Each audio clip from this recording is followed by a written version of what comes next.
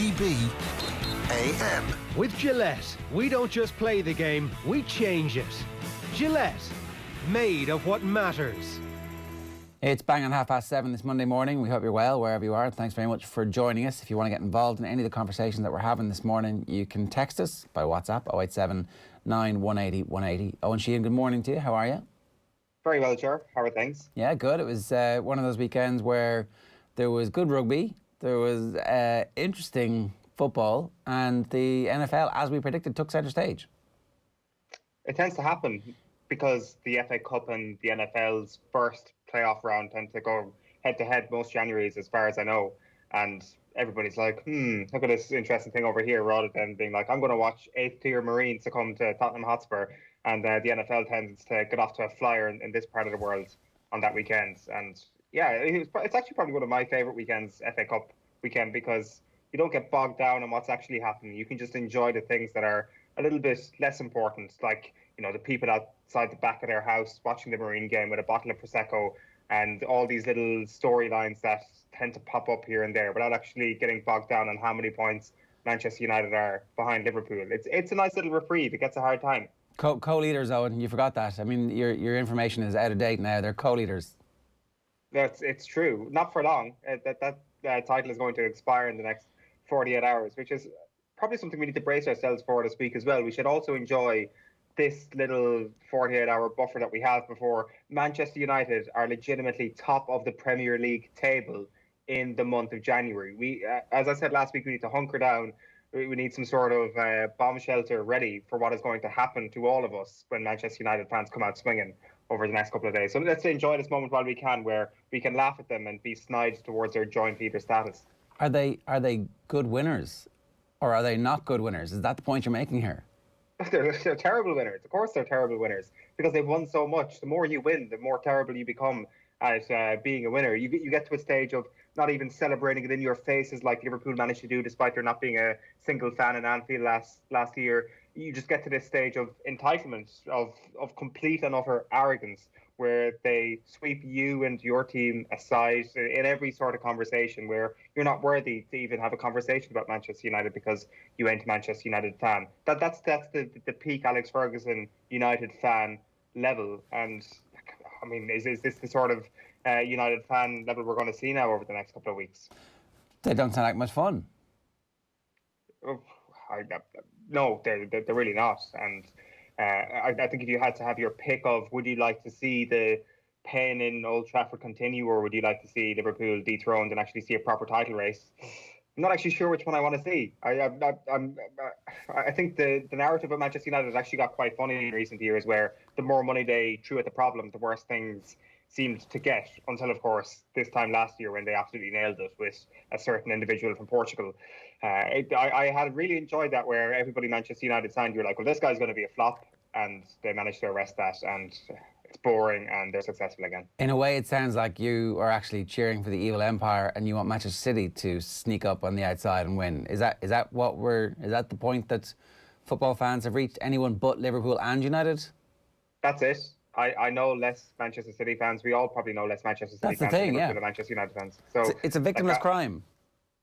That's it. I want as many people I know to be in a whole world of pain, and that's why I'm cheering for Manchester City and pinning my colours to the mast for the evil empire this season. I've got to say, at half-time on Friday night, when Villa had just equalised with their Wunderkind against an unbelievably strong Liverpool team, I was like, maybe the magic of the cup isn't a fake thing after all. And actually only losing 4-1 with a team of children against Salah and Mane and whoever else, Jordan Henderson, that wasn't a bad result for Villa. I was like, yeah, look, this is it was one of those Pyrrhic moral victories that you're not supposed to have in sport anymore. No, Louis Barry, what a wunderkind, as you say. Is this going to be the next, I guess, young Irish star that we bemoan his departure from our side? Of course, he's actually represented England at underage level after representing Ireland at underage level, so it's not going to be as sincere level of anger from Ireland fans as his teammate Jack Grealish. But he looks pretty good. He's obviously been spoken about in Deal or No Deal on the last couple of windows, actually, where he's been linked to some pretty big clubs. And the finish was brilliant. Burning Rhys Williams to get through was just a phenomenal moment for him. The best moment of his life, he said, in the aftermath of the game. And you kind of thought to yourself, well, Liverpool should have probably played by the rules here and sent out their 23 team, especially because Jurgen Klopp is probably going to find himself in a position in a few weeks' time where he's like, oh, our players are so tired. Yeah. You BT Sport, you Des Kelly. Yeah. Come here and kiss Mo Salah's wounds. You were the person who has injured him and brought his fatigue level into the Reds. It's your fault, not my fault for playing my senior team against an under-23s. I mean, I did think that really removed a little bit the pre-match. Oh, we didn't know that their team was going to be crap, so we couldn't plan for their crappy team. It's like, but we knew from early on in the week, like it was Wednesday when the news of COVID ripping through them, the game was in danger at one stage. Okay, so you planned a week out, fair enough, but make some changes. I think sympathy has been lost after the Midtjylland debacle before Christmas, when he played his first team on that occasion. Like, that was only, I guess it was probably a month after the Des Kelly conflict, and he actually played a full team there when the whole thing was done in the Champions League. I think that moment everybody was like, well, we can't take anything Jurgen Klopp says seriously anymore. Any sort of beef that he picks, really, we have to take it with a pinch of salt, and it hasn't been a good week for him either. You get into him in our pressure rankings later on, but the Manchester United penalties, I guess the facts that he brought to the table last Monday night, and then playing your first team against Villa's under-23s, despite your MO this season being to try and rail against the idea that broadcasters are forcing your team into being really, really unfit. I think there's a lot of things that Klopp has done this season where people are starting to take him, what he says anyway, with a pinch of salt. But that siege mentality, that's what management is half about. I'm sure Liverpool fans will fight back against that idea. I think he's right to bring out the penalties, by the way. I think that that's his gig. That's his job, to try and influence the referee ahead of the next game. That's the way that the world works right now.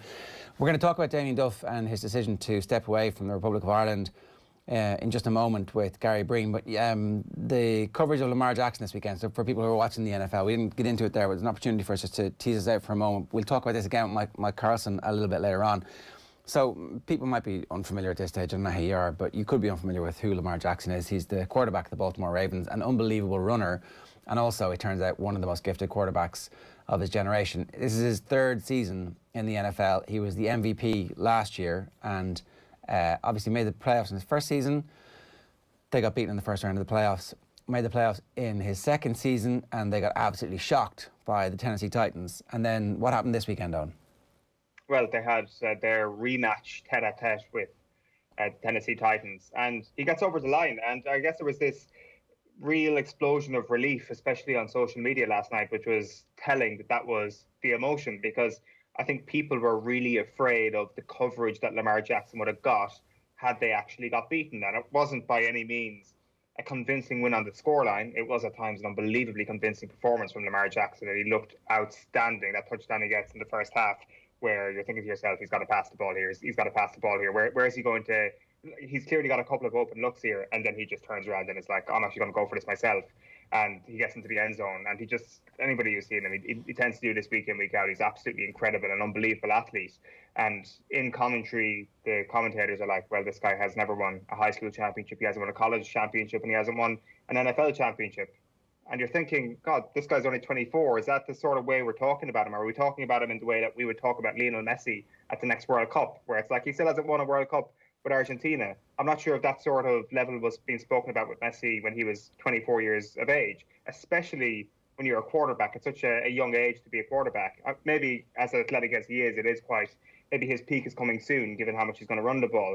But that's kind of a story for another day. I just felt the pressure on this guy to actually go and win a title was incredible. And the fear that people had of this guy getting panned had they got beaten last night was really telling, that there is a little bit of a culture war around this guy, despite him being objectively one of the best athletes in the world. As you say, MVP last year. It just seems that this is beyond debate that this guy is an incredible player. But not so, it seems. Yeah, I think the fact that there's a culture war around it, there's plenty of culture wars going on in American life at the moment, and he's a lightning rod for some of that debate. But with his performances, he keeps silencing critics all along the way. I know Cian Fahey in particular has been a big supporter all the way back to his first season when he analysed where the ball placement was going and how good a thrower he was. It was like, this guy is not a running back. Because when he came out, there were people saying, oh, he should pretend to be a wide receiver, he should try and be a wide receiver, he should be a running back because he's not going to make it. He slipped all the way to the bottom of the first round in the draft, and you know, if he were to redraft that draft, he'd be #1 pick, and everybody would be taking whatever it took to get him. So it's 7:40 this morning. Let me tell you what's coming up on the show between now and 10 o'clock. We've got Gary Breen standing by. He's going to talk to us in just one moment. Then sports pages at 8:05. We'll recap Eoin's sporting bingo of the weekend. I think many of his numbers came up at 8:15. The pressure rankings, very interesting, at 8:20 this morning. Plenty of pressure brewing. Mike Carlson joining us at 8:30. Alan Quinlan, 8:45. And Deal or No Deal, as the transfer window ticks into its 11th day with not much activity so far. And then Sarah Phillips joins at 9:30. Right, it is, what did I say, 7:41. Gary Breen, good morning to you. How are you? I'm good, thank you. Good morning, guys. We've got to start with the Republic of Ireland and the situation with Damian Duff. So Duffer has stepped away, and while he hasn't said the reasons for why he stepped away, it's certainly come out in a couple of different newspapers that he was very unhappy with the FAI for even investigating, for looking into the pre-match video around the England game. For anybody who doesn't know what it was a series of highlights of Ireland goals and some historical references in, like a 2.5, 3 minute video. And that was it. And then the English Daily Mail wrote a story that claimed the piece was anti-English, and the FAI investigated. Duffer has walked away because the FAI investigated, apparently, thinking this was complete nonsense. What's your gut instinct about this, Gary? Where does it leave Stephen Kenny now? Well, initially when I heard the news, which was on Saturday evening, I hadn't heard it for some reason on the Friday when it was announced, but it does initially just makes you think it's another problem that Stephen Kenny has to deal with, and it's something that it's probably the least thing he needs at this moment in time. What's been a difficult tenure so far with so many different problems that have been out of his hand and again out of his control. And again, and it's not great, is it? I mean, in terms of the preparation for the game in March, we know that Damian Duff's making a really good reputation for himself as a coach, but the reality is, if you change coach now, just before March, it's not going to impact that much on the team. It genuinely isn't. That's coming from a player point of view. That's coming from a coaching point of view as well, because the template will be set by the manager. It'd be interesting to see who comes in there to fill that void. But certainly, when we look at that, we don't have as many problems as, say, Serbia do in terms of trying to find a manager for this game in March. Initially, when it happened, my gut instinct was to be pissed off with Duffer for walking away. And then as time goes on, you're like, well, so he's working with the Shelbourne under-17s, I think, at the moment, and there's no guarantee about what his next job is going to be. Now, his reputation is really good, so it's unlikely that he's going to be waiting too long for a big gig to come. But then... Well, is there a bigger gig, if you're a young, aspiring coach, is there a bigger gig than coaching the national team? We know how much playing for Ireland meant to Duffer, and obviously coaching, he made that decision to walk away from Celtic to take this opportunity. So I agree that my initial reaction, and I know Duffer quite well as a teammate, I've always felt he's a great lad, and I've looked back on in terms of this reputation he's building as a coach, quite proud. I'm thinking, well, good on you, because he's doing the hard yards. I've said this to you guys before. He's not relying on his playing career. He's going and doing all the hours of coaching, and he's building his reputation that way. And I love to see that type of thing. But I was the same. I was like, whatever your issues are, you're walking away from the coach when the manager, when he really needs you. And I'll be fascinated to see what actually comes out from both of those guys in terms of the statement, because whether or not you're happy with the FAI, I don't know. I'm not sure if that really adds up. Well, let's just for now, let's assume that is the reason that he's walked away. The other thing that it does is it reopens the fallout from the investigation, which so far there seems to have been no fallout. There's an urgent statement issued to the English Daily Mail, and in response to this, normally the FAI, they bat things away, but in this instance they responded urgently, forced everybody into an investigation, and then the investigation is like, what? What's this about? Nothing. Yeah. Well, listen, in terms of the furore that is probably getting over in England as such, and the FAA probably think they have to act rather than just dismissing it, and they do due diligence, review it, and quite quickly find that there's no real case to answer as such. But I don't know. I look at the situation. Certainly, Stephen Kenny appointing Keith initially as under 21 and Duffer then for the senior. Two coaches he's never worked with before, so he's kind of discarded all the people or the coaches that he's had in his managerial career before. And at the time, I thought strong leadership. I felt it was good that you're getting two up-and-coming coaches like that, two high-profile guys as well who would have been quite critical of the previous regimes. So it was a clever appointment, in my opinion, in terms of getting those type of guys on side, and an opportunity for those two young coaches to work at the highest level, coaching, their country as such, and working for a manager who's, people talk about no experience at this level as such, but very experienced in terms of how long he's been managing. So as a young coach, you want to be around managers who have been in the game that long to learn off of them. So I don't know, it's just not a development that you wanted to see. It really isn't, and it's something that just adds to the problems that Stephen Kenny has faced.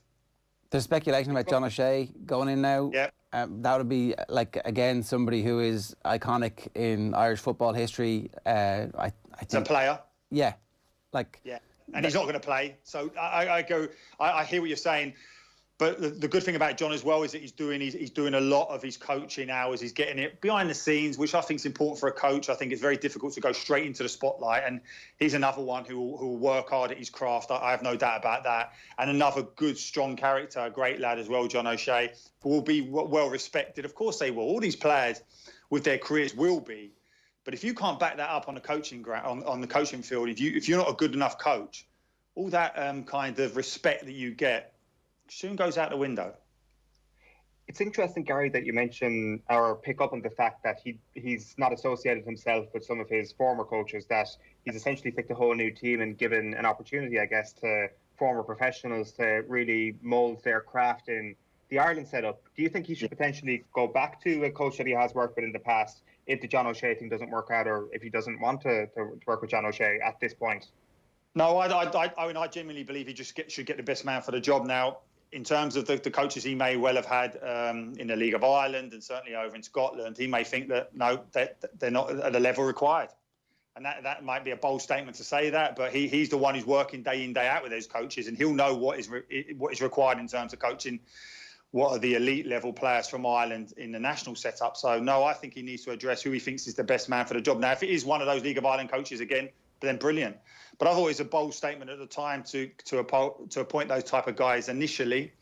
And certainly it was in keeping with what in an ideal world, the perfect scenario is a coach who has played at that level, but it's not the be-all and end-all in terms of whether or not you've been a successful player for Ireland, because you have to be able to coach. And the skill set and the ability is whether or not you can get your experiences as a player into these new young guys and help them in their careers.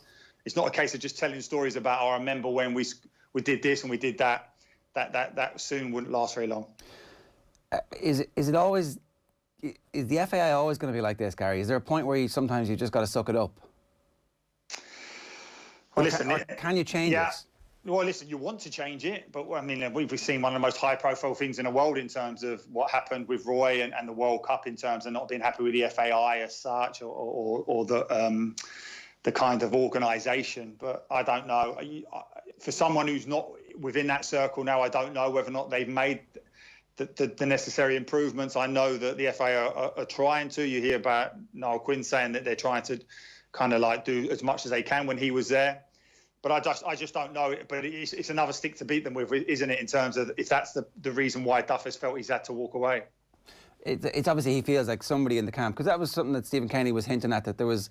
It's a very unified group. Well, obviously the management team up until this point had seemed unified, but there was something within the FAI who it seemed like was acting against the interests of our national team by issuing that statement, by responding to the Daily Mail, and by engaging with the story the way they did.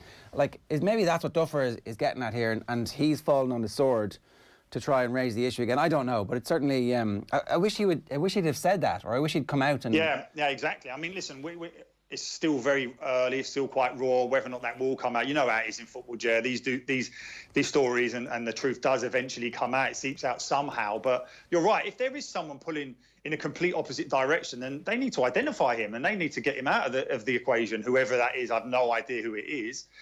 But for Duffer to kind of weaken the manager's position, not in terms of, but just in terms of the issues, the questions he's now going to face.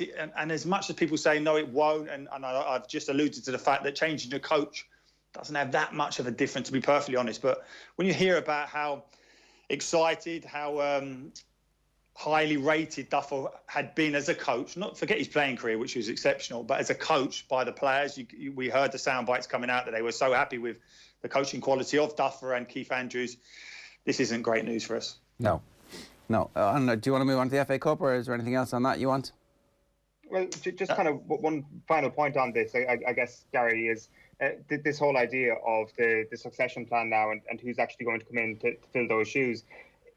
If you want to actually develop your coaching chops in this role, does the Damian Duff departure, I know it's to do with what happened with Wembley-gate and all that, but it might also be to do with the fact that he didn't get enough hands-on coaching. Does that reasoning then dissuade you from taking the job if you actually do want to develop your role? Are you looking at kind of one of the reasons here and saying, I'm not actually going to get much hands-on time, and I'm not sure if I actually want to step into the role?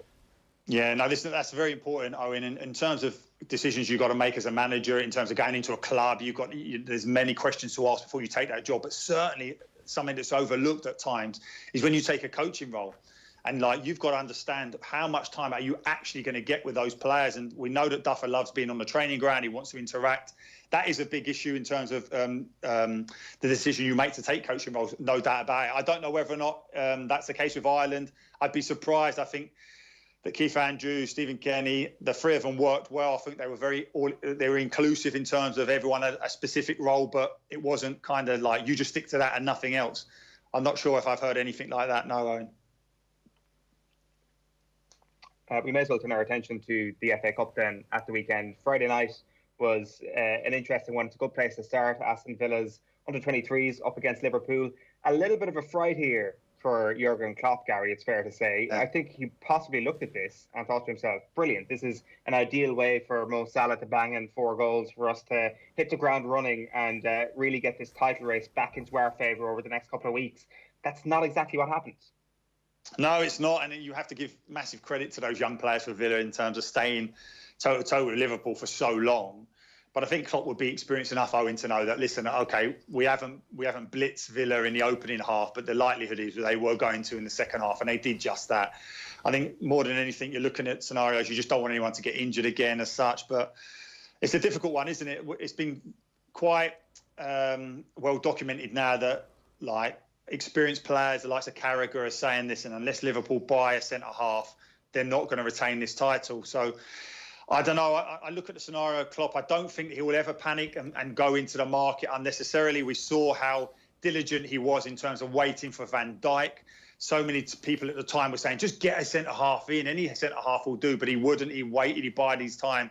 And that was an incredible decision in the end, because Van Dijk was the deciding factor in actually winning the league, in my opinion. But there are young centre-halves available now. In terms of the dynamic has changed with the pandemic, in terms of clubs that possibly wouldn't be looking to sell players this moment in time, but are probably looking at it now. You know, we're looking at the young centre-half at Leipzig, the young centre-half at Lille, Sven Botman, the Dutch guy, who are players that would definitely have been on Liverpool's radar. But whether or not Klopp wants to get them in now, and then suddenly everyone's fit again in the summer, and then he's got an issue in terms of trying to squeeze them all in, I don't know. But I would trust Klopp's judgment more than I would all the pundits who are having their say.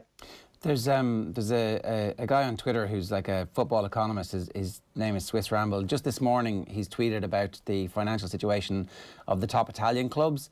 And their combined losses are bigger than they've ever been. That's the too long didn't read version of it, but they're in absolutely dire financial straits. So if you're a club like Liverpool, who has long-term planning, billionaire owners who have very carefully managed the finances, who've been profitable in record-breaking profit as the team has been successful, now's not a bad time to go shopping. Well, it isn't. You're right, and I mean, Klopp has said in this week, short-term solutions don't really help, and I can understand that. I don't think he is that type of manager. You think of all the recruitment he's done at Dortmund before and Liverpool now, it always comes to fruition later on. But you're right, there are opportunities, and sometimes you've got to be ready to react to it. And not just Serie A, Lille in France, the French team are struggling. They're not going to get their TV money like they thought. So Lille get, obviously, Sven Botman from Ajax for 9 million. Look to flip him maybe in a couple of years for like 30 or 40 million. I think now they'll be looking to do business. We've heard that Leipzig's powers that be are now saying, listen, if the right deal comes in now for Upamecano, I can never say that chap's name, but these are young centre-halves who've got big futures ahead of them. So it is something that Liverpool will be certainly looking at and trying to take advantage of, I have no doubt. We had a conversation about this on Friday, though, the difficulty. So say you sign somebody now, they've got 14 days of self-isolation, and then they've got to try and get up to speed with the very specific style of play that a centre-back in the Liverpool team would have. It could actually be the middle of February, really, before they're starting to get good game time, and, you know, then all of a sudden the games come thick and fast. Is it worth that risk that somebody takes 4 or 5 months to settle in? Well, this is the concern. If you look about some of the star players of Liverpool right now, Robertson and Fabinho, you're right, Joe. They seem to take 6 to 8, 9 months to really bed into the way that Klopp wanted them to play. So you're right. There's no guarantee that even if he gets a highly rated young centre-half in, that they're going to hit the ground running. Now, listen, there's talk also of Alaba at Bayern Munich, that he might be available and more experienced, but he doesn't seem like, I know he's been playing centre-half, but he's not centre-half by trade. And suddenly, if you're on the Premier League, it's a different ask, it really is. So, no, there's no guarantee. And I think Klopp is looking at that scenario. I think you're quite right to identify it. I think he will be thinking like that. There is a world in which they look at a player like Upamecano and say, we can't possibly shell out that much cash on a guy who will then be in a battle with Joe Gomez, for example, for that place beside Virgil van Dijk when everybody's fit, that we actually just can't afford to spend that sort of money on somebody who might actually be third choice centre-back for Liverpool, which means that there could be a world in which they have to use Nat Phillips or Reece Williams as the paper to cover over the cracks over these next few months. Do you think either of those guys are good enough? Because David Myler last week was saying that they should be asking themselves, could they do a little bit more in training? Well, in terms of these young players getting an opportunity earlier than you would have thought, you probably look at Curtis Jones and you think at 19 in centre midfield, he just looks like such a natural fit. He just took to it like a duck to water. Doesn't look his age at all. Centre-half is a little bit different. I think it's a more specialised position. You make a mistake, invariably it'll cost you a goal. So it is difficult. These young defenders are still part of their development, and it's an awful big ask to chuck them in to a team like Liverpool and expect them to like really hit the ground running. But I don't know, I look at the scenario, you're right. I feel that Klopp probably thinks with the centre-halves he's got, when fit, he's delighted with them. He will be. But the problem is that for Matip, they might look at that situation now, Eoin, and think, listen, he's only a couple of weeks away. But the problem with Matip is that, yeah, he may well be, but he's only ever a couple of weeks away from pulling a groin or a hamstring. He seems to really struggle with the rigours of the Premier League, which is so unfortunate, because when he does come in, I think he's been a good signing from Schalke and a free transfer. But just don't get those like 10, 15 games in a row out of him.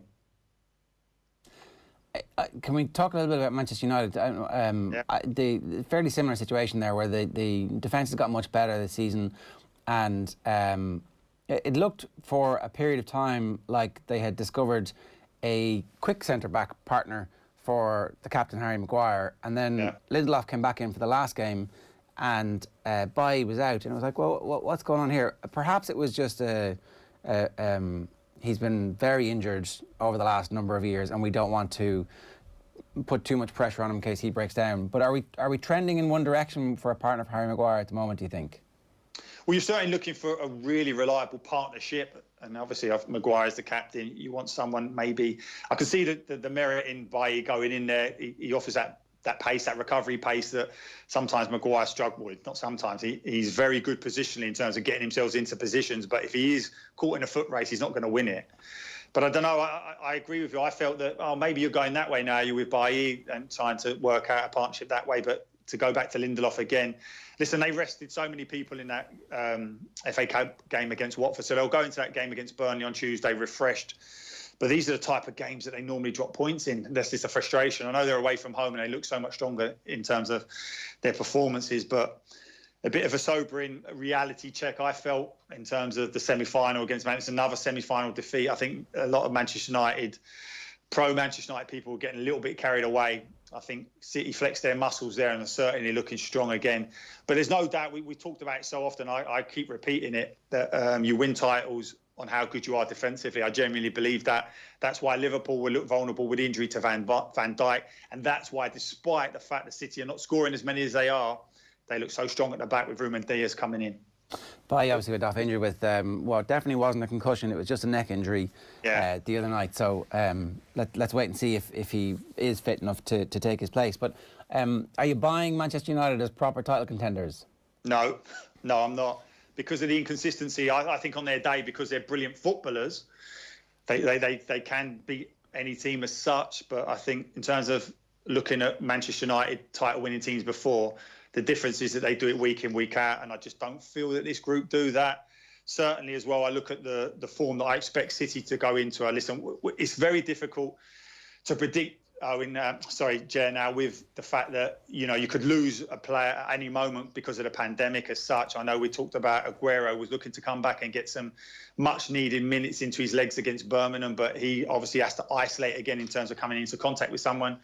So it is difficult, but I just look at Manchester City, and I never felt that the lack of goals or the fact that they weren't scoring as many goals as we associate with them was going to continue, because they've got quality players. Silva gets back onto the goal scoring form again at the weekend. Foden is adding goals to his games as well now. So certainly they win their 2 games in hand. They go top of the league. I think Manchester City at this stage look like the team to beat. What would United need to do over the next 4 or 5 weeks to prove to you that they're actually not just playing as individuals and that they've reached a group level that's consistent? Well, in terms of sustaining the position at the top of the league, I think ultimately it's Bruno Fernandes stays fit. I genuinely think it's such a transformative effect on that Manchester United team is incredible. And, you think of how often he has played, that they haven't really got an opportunity to rest him. And I think towards the end of last year, even he was fatiguing a lot. Of course he was. He was carrying that team. So I think whether or not they stay up there is dependent on whether or not he stays fit and stays healthy. Listen, they are improving all the time, and Solskjaer deserves credit for it in terms of weathering the storm, in terms of all the spotlight and focus that has been on him if there's been any indifferent results. But they just don't convince me that they're going to stay up there for the remainder of the season. I may be proved wrong. I'm sure Manchester United fans will hope that's the case, but I'm not convinced. You mentioned there in the context of Manchester City, Ruben Dias, and how unbelievable a signing he has already been for them. What do you put that down to? What are the characteristics you're seeing in Ruben Dias as a centre-back that made him like a duck to water in this league? Well, I always say this, whatever position, I always think that the Premier League asks questions of you that no other league does, but it seems to be able to cope with them. And if you even hear Guardiola talking about Ruben Dias, he's just absolutely glowingly saying he's just the perfect footballer in terms of he lives and breathes every moment of it. And listen, this is only 23 years of age, but he's a leader even at Benfica. There's a huge investment, and at times we've looked at Manchester City and seen that before on centre-halves and haven't been convinced. But as soon as he's coming, you felt, this guy looks the real deal, looks a leader. They've obviously been trying to replace Company, and that's a massive ask. But this guy looks so assured back there. And more often than not, when I see about a player, it's the effect that he has on players around him. Now, it can't be coincidental that John Stones is now playing really consistently well. I know he made a loose pass again over the weekend, and he has that in his locker, but they are even becoming few and far between. So I looked at that scenario. I think Guardiola, obviously, we know that he's a front foot manager. It's about scoring goals. But I feel that the lost opportunity, certainly last season, in terms of those defensive mistakes, in terms of trying to beat Liverpool to the Premier League title, certainly the mistakes in going out at the Champions League when we felt that this was their best opportunity, they've been addressed. I genuinely believe that now. They look strong.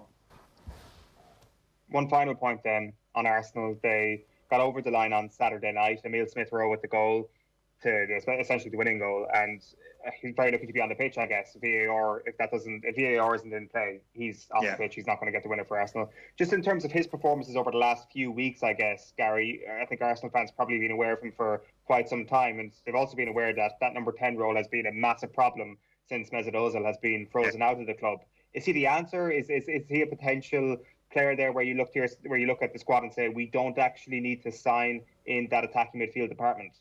Well, he's certainly been the answer short term, hasn't he, Owen? And I know that Arsenal rate him highly. Of course they do. And people probably look at the scenario and think, well, where's he been? Well, he's been injured. He's been struggling. That's why he hasn't got his opportunity. But certainly against Chelsea, Arteta's thinking, well, listen, just throw those 3 guys in. And the energy, the verve with which they've played, Saka, him, Martinelli, that's a frustrating now. Martinelli's got another injury after just coming back from a knee injury.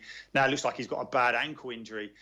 But there's no doubt that Smith Rowe in that 10 position gives you the type of performance that you don't even see from Ozil. We know about Ozil, that intricate passing, that he can thread the ball through the eye of a needle. But Smith Rowe gives you that energy, that drive. And so often in these games since Chelsea, you've seen Arsenal defending around the edge of their box and suddenly they play into him. He gets on the half turn and he just brings the whole team up the pitch. And if you think about him, Saka, Tierney even at left back, that's real energy, real verve about this team. And I think it's been a great addition to it. I think he's got a massive future. You think about the quality of the finish even against Newcastle.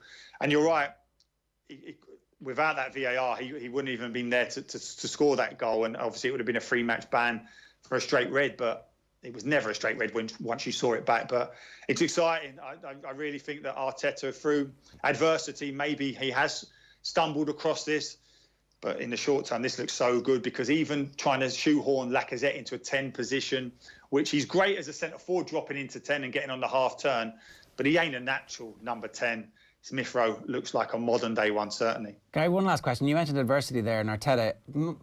Most of us get better by learning from experience in all walks of life. Like, football has really shot itself in the foot so often by not giving managers the opportunity to ride out the storm and then come through the other side and go, oh, maybe I could do this differently the next time. No, you're right. As much as the headlines were saying, and certainly Allardyce is coming out and saying that Arsenal are relegation battle. Listen, the high standards of Arsenal, yes, they were dropping way below that, but they were never in a relegation battle. But Arteta, I think he's changing the culture of the club, and I'm glad that they did stick with him. I don't think there was ever any real thinking with the hierarchy at Arsenal that they've made a mistake. And of course, when you are having an indifferent time, everyone says, he lacks experience and stuff like that. I think he's been a good addition as a manager there. I genuinely do, and I think he will get better. All right, good stuff, Gary. Great to have you with us. Thanks a million. Cheers. Thanks, guys. Take care. Gary Breen giving us some thoughts there. It's 8:07 this morning here on OTB AM. We're going to take a quick break. We're going to be back with the papers, Owen's weekend bingo and the pressure ranking. Stay tuned. OTB AM. This is OTB Sports Radio. Off the ball. So anybody whose question I read out gets a Cadbury hamper, no less. So, Teddy, one for Where's you. Where's mine? It's en route. Honestly, it's the first Cadbury's appearance I've been to. It's the first Cadbury's appearance I've been to where I've walked in a room and not seen any chocolate. It's embarrassing. They know you're a little fat little sausage, that's why. Did you hear what he said then? Call me a fat little sausage. You can't call me a fat little sausage on camera, I mean. No chocolate for Gaz. That's what they said on the front door. Off the ball. Weeknights from 7 and weekends from 1. This is OTB Sports Radio, live 24/7 on the OTB Sports app. Follow the leader, the Mitsubishi Outlander PHEV, the world's best-selling plug-in hybrid, is now available with 0% finance and a free home charge point worth €800.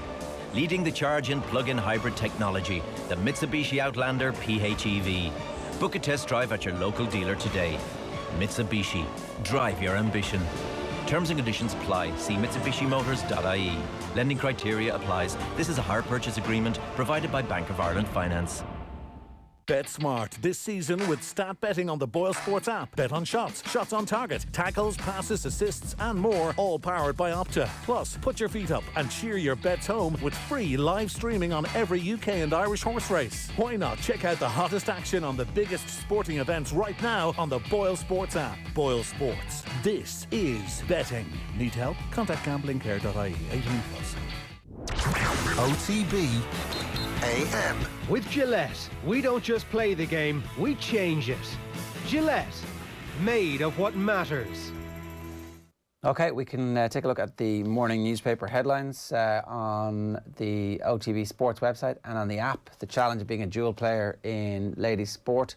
Celtic player tests positive for COVID-19 after controversial Dubai trip. Oopsie. Tipperary GA mourns the passing of hurling legend Theo English.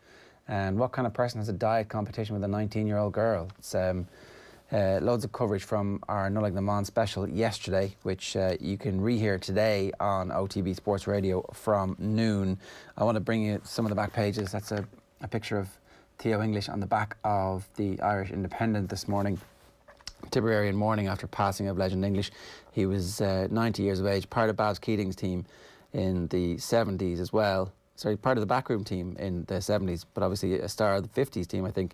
58, 61, 62, 64 and 65, 5 All-Ireland senior titles. Munster and Leinster showdown may fill fixtures gap with Champions Cup games set to be put on hold. We're still waiting for the final official confirmation of that, but it looks like the Champions Cup is going to be postponed as opposed to cancelled, which is good, because hopefully those games will happen a little bit later on in the year. The front page of the pullout from the Indo is Football for the Soul, and this is Crawley Town scoring against Leeds in their 3-0 win. Just after we were talking up. Chorley, you can't be serious. Boss reveals Giant Killer's Killarney roots. This is something you knew about, Eoin? Chorley FC boss Jamie Vermilio. Yeah, you know me, I'm living down in Kerry at the moment, writing out Lockdown 3, and Radio Kerry was on in the back room there on Saturday afternoon, and it was like Chorley Town set to cause a big upset, of course, led by a man who went to school in Killarney, played for Killarney Celtic, and I was like, wow, that's a story. And we've tried to make contact with him. Unfortunately, he's in school this morning. He is a principal in a high school in England, so he wasn't available to take a call this morning. But he has crossed the Celtic Rangers divide in Killarney, as in he has played for both Killarney Celtic and Killarney Athletic, which is an egregious crime if anybody who knows our soccer in Killarney would attest to. But we'll give him a free pass because, you know, he's managed the team to win a third round FA Cup tie. Yeah, they beat Derby. The back page of the Star is O'Shea to step up. So this is Paul Lennon's story. John Tip to succeed Duff. And then Dunphy, Videogate shambles a new low for FAI. So Dunphy is 100% on the side of Duffer withdrawing. And he's got a couple of good lines in this that I just want to bring you here. So people will argue that maybe he should put his head down and get on with it. Anyone who says that doesn't understand the mind of one of our all-time greats. Kenny's left to pick up the pieces at a time when some are questioning whether he's the man for the job. They should remember it took Michael O'Neill 10 games to pick up a win as Northern Ireland boss, and look how that turned out. But the point about Duffer stepping down, Dunphy thinks he's justified, because what it does is it highlights the fact that there is, in his words, a weasel within the FAI. And unless that's dealt with, this is a scandal the likes of which I've never seen, and I've been around the Irish team for 50-odd years. I've seen a lot of Egypts, many of them in FAI blazers down through the decades, but I've never seen a situation where a story that could inflict serious damage on the manager is leaked from within. And when it's put like that,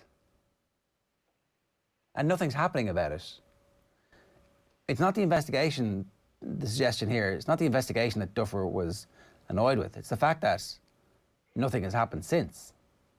That somebody has been allowed to leak from within and it's just disappeared.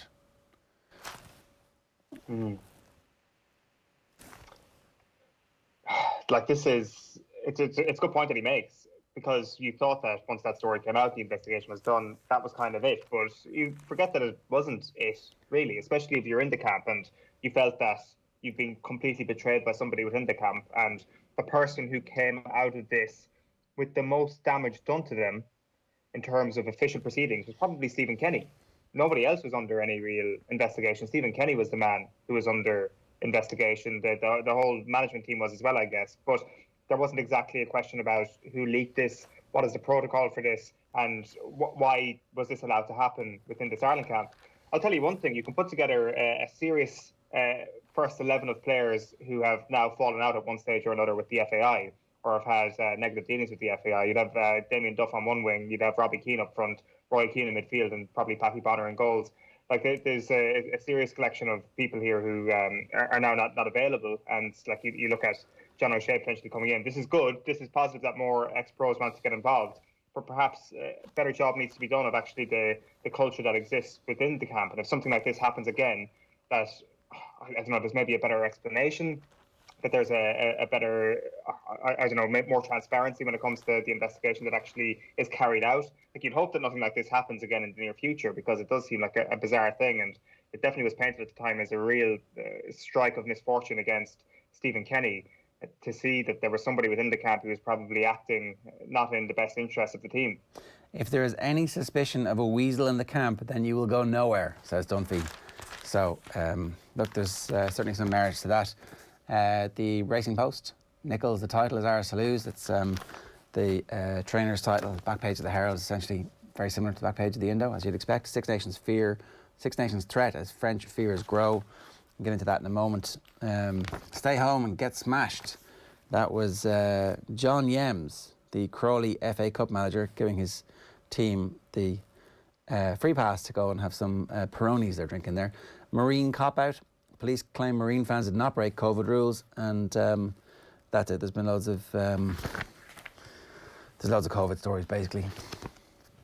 Pep Guardiola saying his hugs won't stop.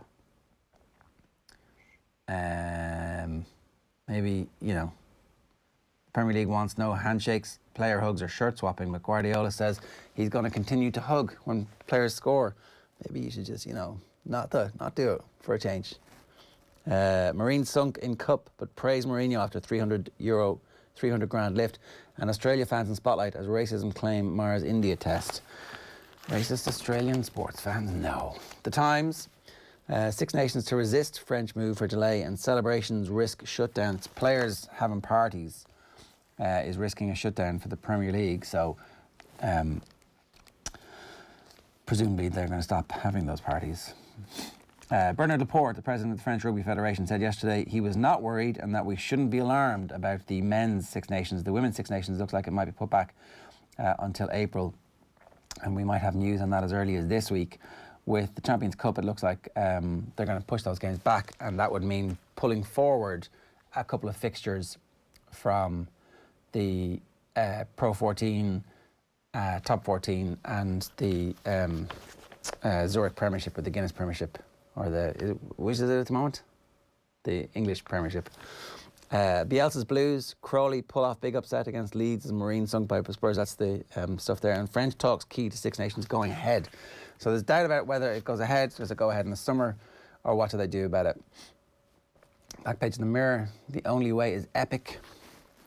We have the right stuff. It's socially distant party time for Crawley as they demolish Leeds. And if I gave you the name Alfie Devine, where would you say Alfie Devine is from?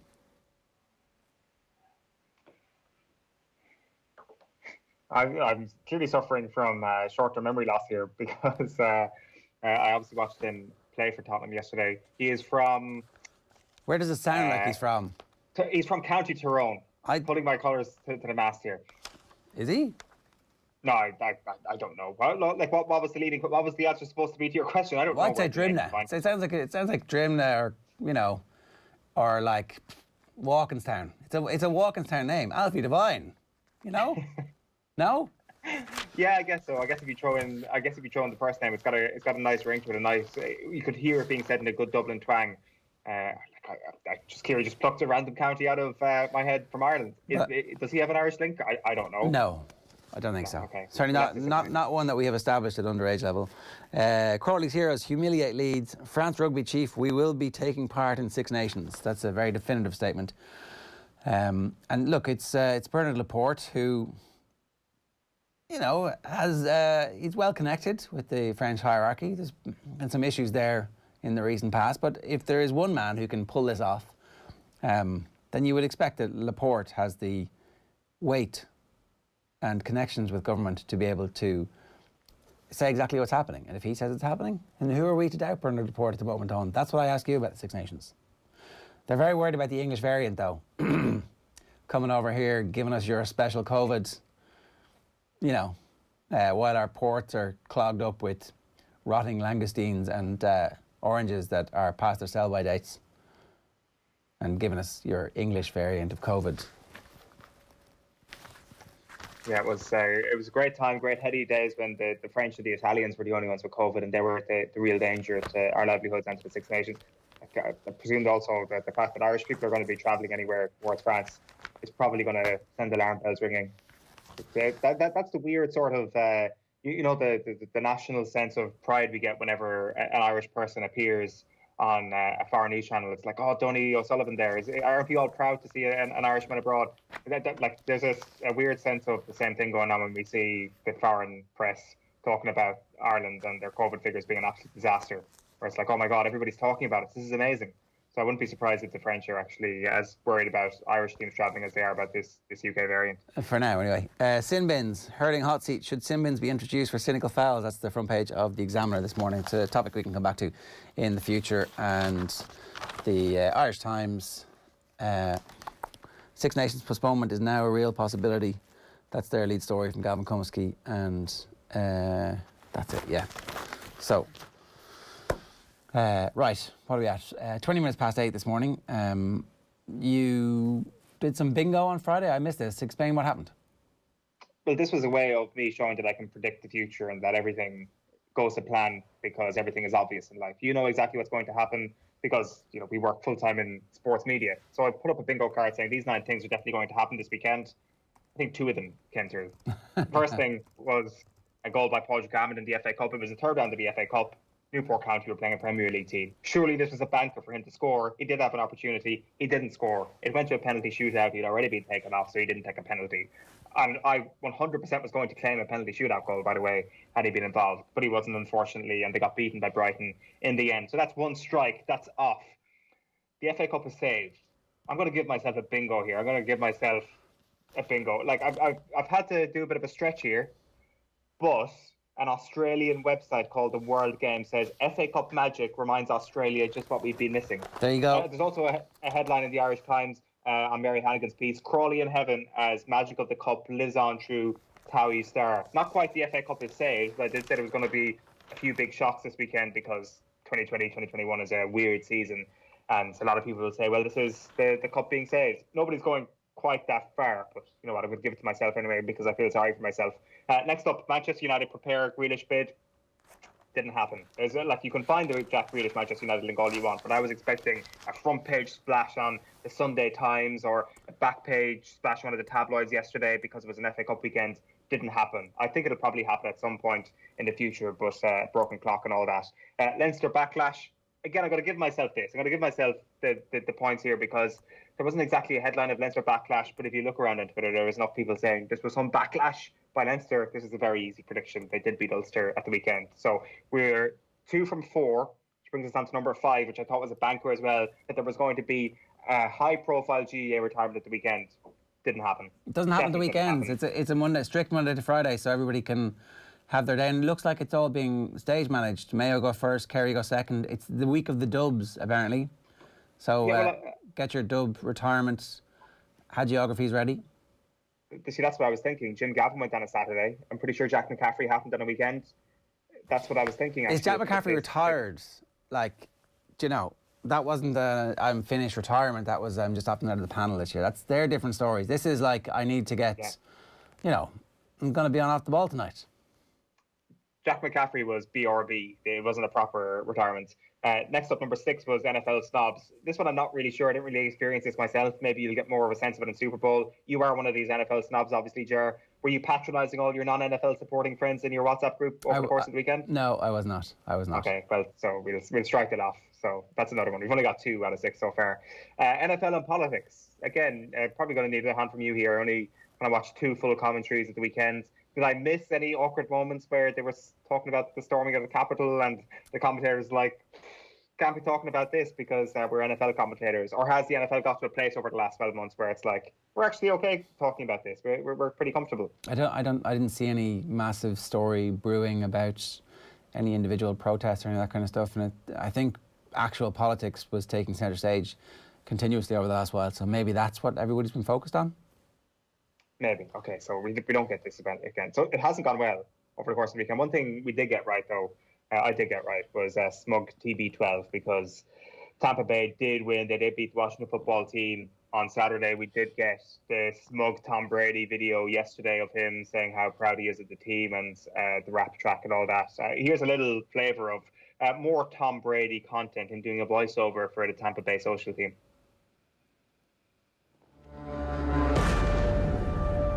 This is our home. And at the end of the season, history will be made here. But this place is so much more than that. You gotta seize this moment, dog. So pack your strength, your giddy up, and finish the ride. Together, let's raise them up. Eoin, did you see that picture of Tom Brady? Or can you? I'm not sure if you can see that picture or not, but he only had 4 fingers. Can we put that up again, or in his left hand, in the glove? He obviously has 2 of them taped together. It's a 4-finger glove, and it's not like there's a finger flapping. Right. Is this known, or I don't know. I've never seen it before. I've never seen it before. Anyway, look, sorry. I mean, look, this probably isn't that big a deal, but am I doting here? I count 3 fingers and a thumb, and there's a missing finger, like, unless we've clipped it out. But maybe like his finger is being weighed down so much with the amount of Super Bowl rings that he has that it's actually just gone. Or maybe it's like a sacrifice for actually playing on so long. You give 1 finger and you get a year back. Apparently the small finger's in red and it's camouflaged. It wasn't that it had been indented into the soft balls that he likes, that we know he likes. Anyway, let's move on swiftly. What's next? Well, that one, we're going to give ourselves a tick on that. And then finally, this was the easy one. This was the gimme at the end, COVID chaos in inverted commas. You can find this anywhere you want. I just Googled COVID chaos there, Daily Mail today. 6 nations still on course to go ahead next month, despite COVID chaos across European rugby. Bingo. So that's 1, 2, 3, 4 out of 9. Bad weekend, considering these were all wide, and these should have been catch-all bingo moments over the course of the weekend, and I only managed to get 4 out of 9. A pathetic return on week 1. Right. 8:26 this morning, OTBAM live in association with Gillette. Good morning. Start with Gillette, giving you the confidence to tackle the day ahead. It is time for us to bring in the pressure rankings. For me, it was a self-imposed pressure. Was I under pressure? No. Yeah, they're under pressure. Everyone's under pressure. OTBAM's pressure rankings with Gillette. And the big pressure. Right, where are we starting? All right, as ever, we start with number 5 in our pressure rankings this morning, and there is pressure on sports broadcasters all across the world to up their game, because last night Nickelodeon in the United States had rights of Saints versus Bears, and they knocked it out of the park. I'm really disappointed that I don't think this was the feed carried in Ireland via Sky Sports last night. We didn't actually get this, so you were just kind of following it through American Twitter accounts. And we bring up some images here of their coverage, and you can see here the dynamic duos. Leaders of the Saints defence, Drew Brees and Taysom Hill, and BFFs from Bikini Bottom, SpongeBob and Patrick. They didn't take themselves seriously whatsoever. They had a line on the field that was half slime, half orange, the Nickelodeon branding there on the bottom as well. When you get in, you could see here in the crowd, there was cardboard cutouts of Nickelodeon characters. When you get into the end zone, then they had these slime projectiles coming at you once you got into the end zone. And you had SpongeBob here appearing between the posts whenever a kicker was going for the posts. One of my favourite lines from the commentary last night was Alvin Kamara loves scoring touchdowns as much as Kel loves orange soda. And they got the slime out after the game as well, after the Saints game. Have a look at this. On Nickelodeon this week.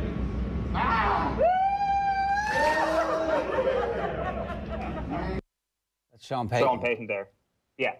Doing his bit to up it. So basically, they've gone down an unbelievable treat in the US. Really upset that I didn't get to see this. A nostalgia trip for a load of people. I think the attempt was to get more kids interested in sports. I'm not quite sure why it wasn't the earlier game. I guess it's still whatever, a 4:30 kickoff on the Eastern time, and apparently it's just gone down a complete treat over there. So pressure on broadcasters to up their game after Nickelodeon, basically with the best NFL broadcast of the season.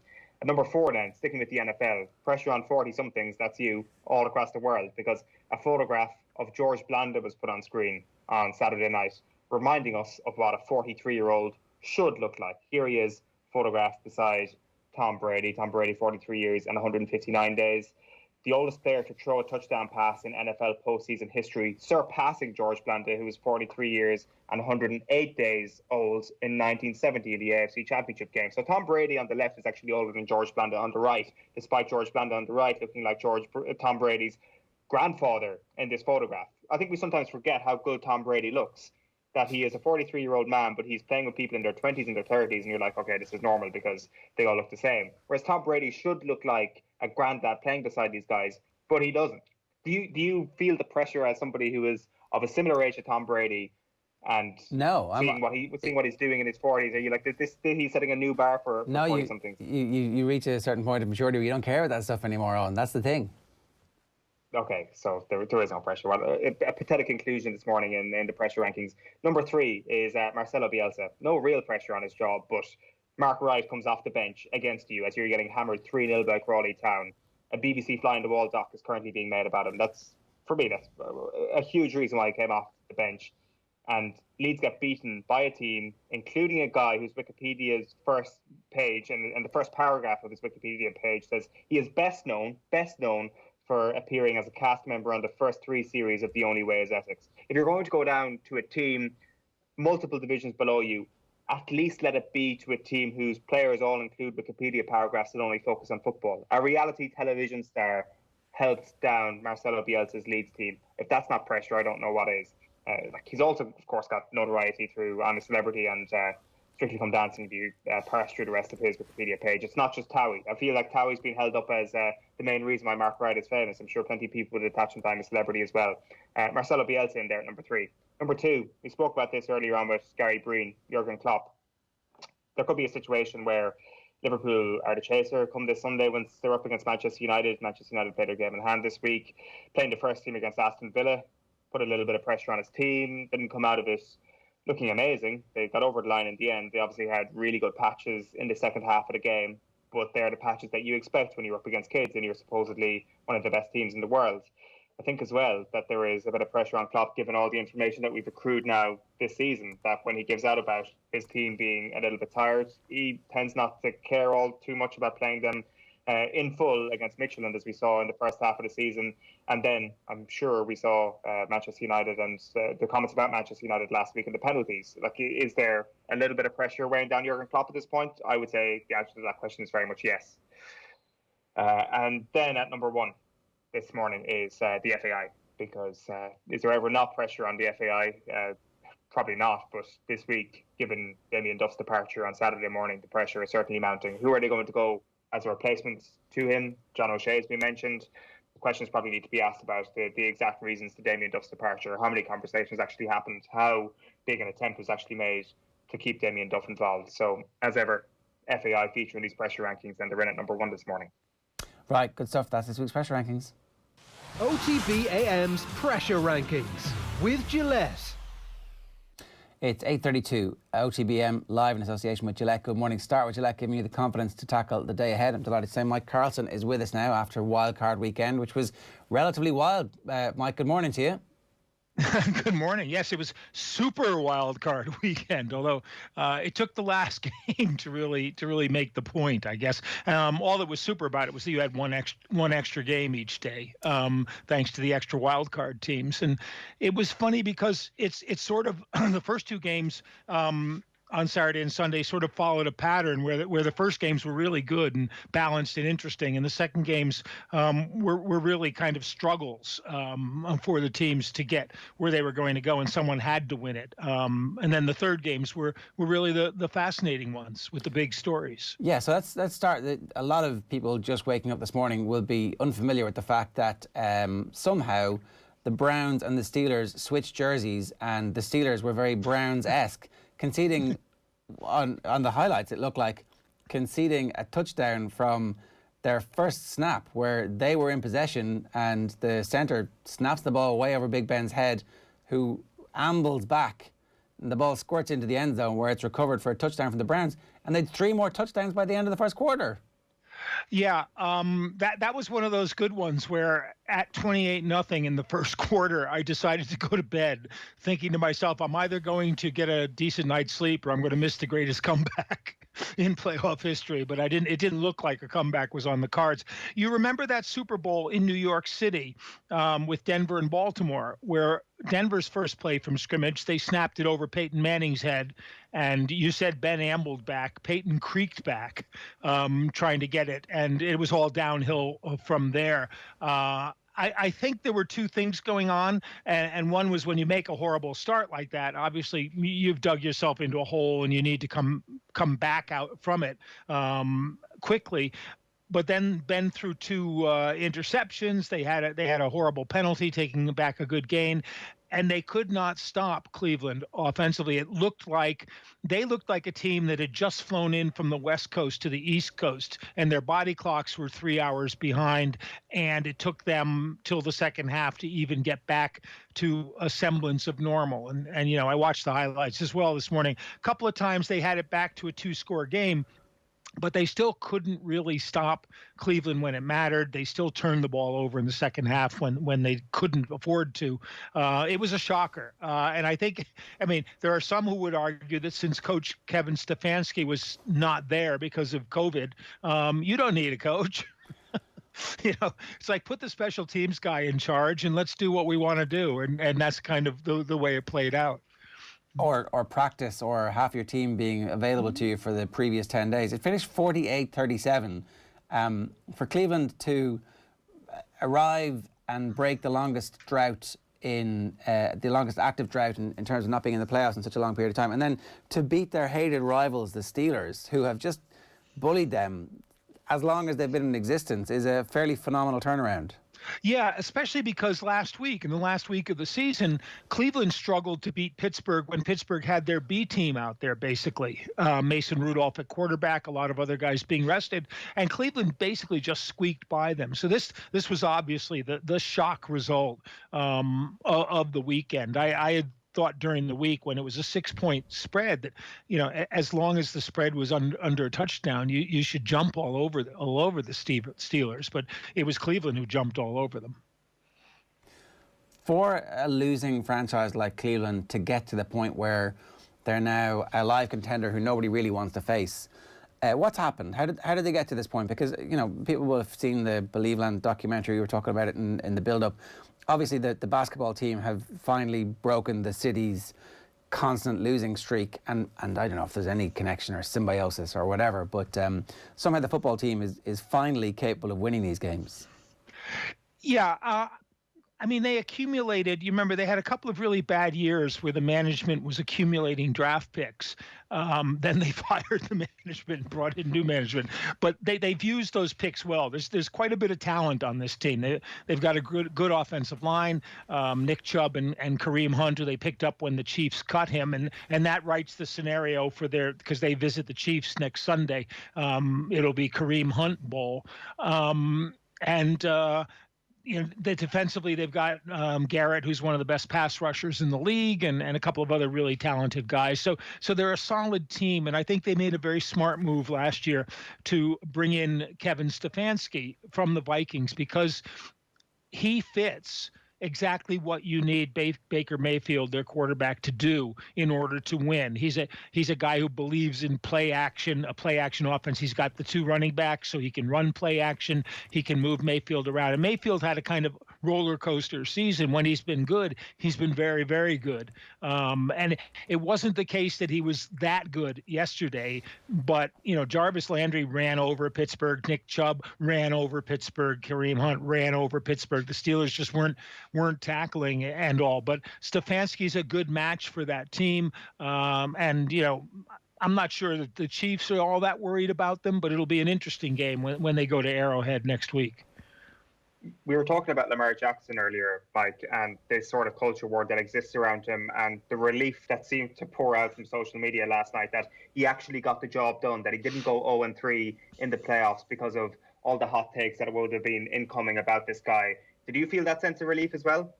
Yeah, I think anybody would when you saw him interviewed. He even brought it up, even though the reporter interviewing him said something like, the framing of the game was a what'd she say? It was a battle. It was a battle between you and Derrick Henry, and he said, no, it wasn't. That's not the way the game works. He said, oh, but that's the way it was framed, and he didn't know what to say. I think the thing with Lamar Jackson is that he's going to carry a team or not, but he is what he is, and I think that when we thought he was going to become a better passer, or he was a better passer, I think he was a better passer than people thought when they drafted him, but he hasn't really become a better passer as they go on, partly because that's not the way their system works. And Tennessee obviously came out to stop him from throwing, and he killed them with the run. They controlled him for a long time, but it was really 2 big plays from Lamar Jackson that turned that game around. And meanwhile, Baltimore are the Pittsburgh sort of this. They're what Pittsburgh want to be because they can run the ball. They ran it pretty well, and they can play defense, which Pittsburgh forgot to do on Sunday. And they basically decided, with their defense, we're going to stop Derrick Henry. We're going to sell out to stop Derrick Henry, and we're going to play Tennessee's receivers man to man. And okay, if you can beat us that way, go ahead and do it. And Marlon Humphrey and Marcus Peters had outstanding games in basically man coverage against Corey Davis, who went out hurt, but more importantly, AJ Brown is one of the best young receivers in the game, and that kind of took most of Tennessee's offense out of it. If they were going to win, it was going to be with Ryan Tannehill being Lamar Jackson, and he's not Lamar Jackson. It's the Ravens at the Bills next week, and it's the Rams at the Packers on Saturday. Before I ask you about Aaron Rodgers and the Packers and the gap between the 2 first seeds and the rest of these teams, for Buffalo as well, their performance was decent, not as amazing as it has been, but this is the playoffs, and I suspect that there was probably an institutional fear and hangover going on there a little bit that added to the psychological barriers they had to overcome for their game. Yeah, and the other factor in that game is that Indianapolis is a better team than people think. I mean, they were 11-5. They don't get a whole lot of credit for it, and if Frank Reich, for some reason hadn't decided to be Doug Peterson, that game might have been a little bit closer than it was. They also match up pretty well with Buffalo because they've got such good speed on defense. And I think it was for Buffalo, obviously a huge relief. There was some British guy who tweeted that his father, who didn't follow American football, kind of walked in on him watching the game and said, who's playing, who should I support? And because the father's name is Bill, he decided to support the Bills. And when they won, he turned to his son and said, "We've been waiting 26 years for this,"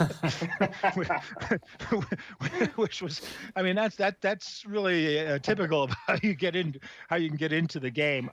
The one thing that worries you about the Bills basically was that they weren't able to run the ball very well on Indianapolis, and they turned into the Steelers in a way because they were using short passes to the backs to make up for that lack of a run game. But they have Stephon Diggs.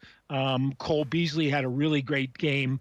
And Josh Allen, he won that game running as well. I mean, as much as Lamar Jackson did, Allen had the big plays running to help them out. I think Diggs was probably the best offseason pickup of any team in the league in free agency. And he's made a huge difference to that Bills team because they can attack you on every level, passing, short passes to the backs, medium, across the middle, and deep, because they have Gabriel Davis, the rookie, and John Brown, who didn't catch any passes that were thrown to him, and I think is writing a ticket out of Buffalo if that continues. The other really interesting thing was that this was a penalty-free weekend for the most part. That they just weren't calling a lot of penalties unless you were Seattle in this weekend. What about Tom Brady and how well his team and his accoutrement of stars played? They played well enough, didn't they? And the big story of that game, and what most of us were looking and saying, well, Washington's in there with a shot because their one good skill on that team is rushing the passer, and that's Tom Brady's weakness. If you do it correctly, if you can pressure him with only 4 and have enough guys back to make him take the extra time to decide where he's going to go, you can win. Chase Young had a very quiet day for Washington. I think his highlight was basically pointing out Taylor Heineke's name on the back of his jersey when Heineke had that tremendous 4-yard dive for a touchdown. And Leonard Fournette came up for the first time since he joined Tampa Bay, one of the big names. People were speculating if Mike Evans was going to play, and I don't think that was ever in doubt, because even if he was like 75%, he would have played. But he made a couple of big catches, and I think that this sets up next weekend's game with New Orleans pretty nicely, because New Orleans has beaten them in both games during the regular season, but Tampa's one of those teams that has come good in the last month of the season, and everything has been clicking for them. They've been a better offensive team, and they were over 500 yards of offense against Washington. So in this the last month of the season, they have become what they were supposed to be. And sure, Tom Brady's 42, but nowadays, George Blanda was smoking and drinking. In the locker room after the game and stuff. Guys looked older in those. My father looked 20 years older than I look when he was the same age. Not that that means anything. Sorry, I thought you were making the point that your father looked older than you in general terms, which I thought would have been a pretty normal thing to say anyway. Yeah, he always did. Yeah. Have you seen, finally, Mike, have you seen anything to suggest that there is going to be anything but a Green Bay against Kansas City Super Bowl? I wouldn't write the Ravens off right now, and I was saying that at the start of the season, and then for a while they they faded away, and I thought that my original prediction was the Ravens and the Saints. The Saints were not impressive, but they are a good defensive team, and that's what you saw. They stifled the Bears, who are not a great offensive team, obviously. So I think Tampa, it's the last game on Sunday. Tampa, New Orleans will be an interesting one and show us a lot. But the Packers, who basically led the league in scoring and were second or third in points difference. The team with the best points differential is the Ravens. The team with the second best is the Saints, and the Packers were third in that. So I think in the AFC, the Ravens might be in with a shot. Although when you play one-dimensional against Kansas City in Kansas City, that's going to be a bad omen because they could obviously come back and score you. But Green Bay, New Orleans, if that's what it becomes, or even Green Bay against Tampa in the battle of the 40-plus quarterbacks, neither of whom look as old as I do, obviously. But that would be a really good one. And the Saints, I think, are a better team defensively than Green Bay, but Green Bay is a better team offensively because of Aaron Rodgers, and because I think Zach Taylor doesn't get enough credit for going 13-3 2 years in a row with the same kind of team that Mike McCarthy had, and couldn't make get more than 10 wins. It's a real accomplishment, and I wouldn't want to be going up to Green Bay even with no fans there. Next weekend to be playing them. Mike, good stuff. Thanks a million. Great to have you with us. Thanks, guys. A reminder, OTB AM live in association with Gillette. Good morning start with Gillette, giving you the confidence to tackle the day ahead. We've got Alan Quinlan standing by. We'll get to him in a moment, but first I want to bring you this. It's a clip from our annual all-female Nullig Naman special, which included this pretty incredible story from Olympic silver medalist Annalise Murphy. Have a look. Yeah, it's I'm able to relate massively to all of this because I've since I was a radial, which was 15, and I'm like 185 centimeters tall, and like I've got a strong build. And the optimum weight is like 68 to 72 kilos. And first of all, I couldn't understand as like a sort of 16, 17-year-old. I was like, how come I'm already heavier than the optimum weight for the laser radial? And I was like watching what I was eating from when I was sort of 16. But I was never too concerned about body image at that stage. And then it wasn't until I had a new coach coaching me for a while in 2009. And he was like, you have to lose weight or quit. There's no point in you sailing at this weight. And he was like, we'll have a diet competition. Now, looking back, wild. What kind of person has a diet competition with a Oh 19-year-old girl? God. Yeah. It was and that was like the sort of the start of like where I kind of struggled with eating, and like a massive amount of guilt if I'd eaten too much, you know, like I need to go and exercise for 4 hours or something like that. And it then I was also quite lucky though that we knew that the London Olympics were probably going to be a windy Olympics, so I didn't need to try and be this 72 kilo person that I had in my mind of, you know, what weight I needed to be. So there wasn't actually huge pressure on me to be the right weight, and I ended up starting to work with Rory, my coach, who he still coaches me now, and he was, you know, not like pushing me about diet and weight the entire time, which made a big difference. Yeah, that's going to air again today on OTB Sports Radio around about noon. But great stuff that you can look back on through our podcast series. You get that if you just subscribe to Highlights, or indeed Sunday Paper Review for any of the stuff that comes out on a Sunday on the OTB Podcast Network. And the best place these days to get that, of course, is the OTB Sports app. Now, let's turn our attention to rugby. Alan Quinlan is with us. Alan, good morning to you. Morning, Ger. How are you? Well, look, we're all a little bit concerned that it might be a while before we see some top quality rugby between teams in different countries. It looks like we'll be okay to go ahead with rugby in Ireland, and rugby in England will continue, and rugby in France will continue, but we're just not sure if we're going to have a Six Nations the way things stand at the moment. What are you hearing, and what's your instinct about where this is going to end up? Yeah, I think they're obviously it's very concerning.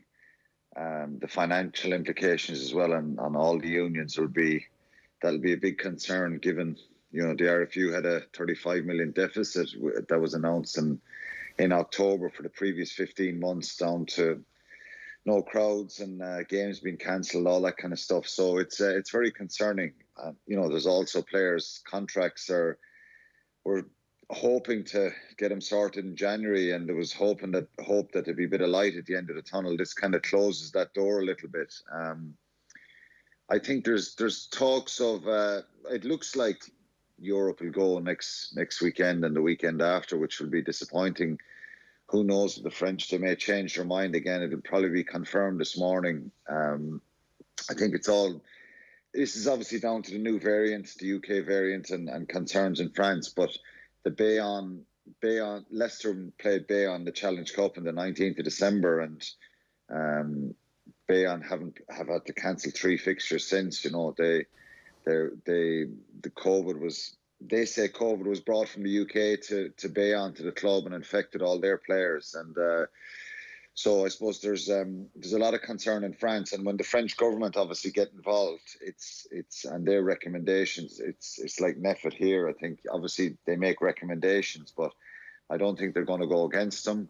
I'm sure the LNR and European Rugby are trying to plead their case, and there's talk of more stringent testing players twice a week now, and that they're hopeful that can happen. But it's looking like Europe may not happen in round 3 or 4 in the next 2 weekends, and I'd be more hopeful for the Six Nations. There's talks of possibly having it in one country and getting the teams to come in and stay in a bubble for a number of weeks, which again would be difficult and strange. I think the calendar, moving the Six Nations back a little bit, a lot of that depends on whether the Lions will go ahead. So it's all up in the air, Ger. It's hard to put your finger or understand what's going to happen. Europe, if it's moved, will probably be pushed back to April. Again, that's disappointing, but look, it's more important to try and do what's right for the health and well-being of people, but it'd certainly be a big blow financially again, because I suppose the TV money, I'm not sure how it's all going to work with TV money for Champions Cup. I think the bigger concern would be the Six Nations, I think, if that was pushed back. It looks like there's a couple of different ways to run the Six Nations. To deal with the European, if you lose those 2 weeks of European rugby, you can pull forward 2 weeks of your domestic competition, which would then on the back end create 2 weeks for those European games to go ahead later on in the year. A little bit of negotiating and finessing to be done with the 3 leagues but that's possible.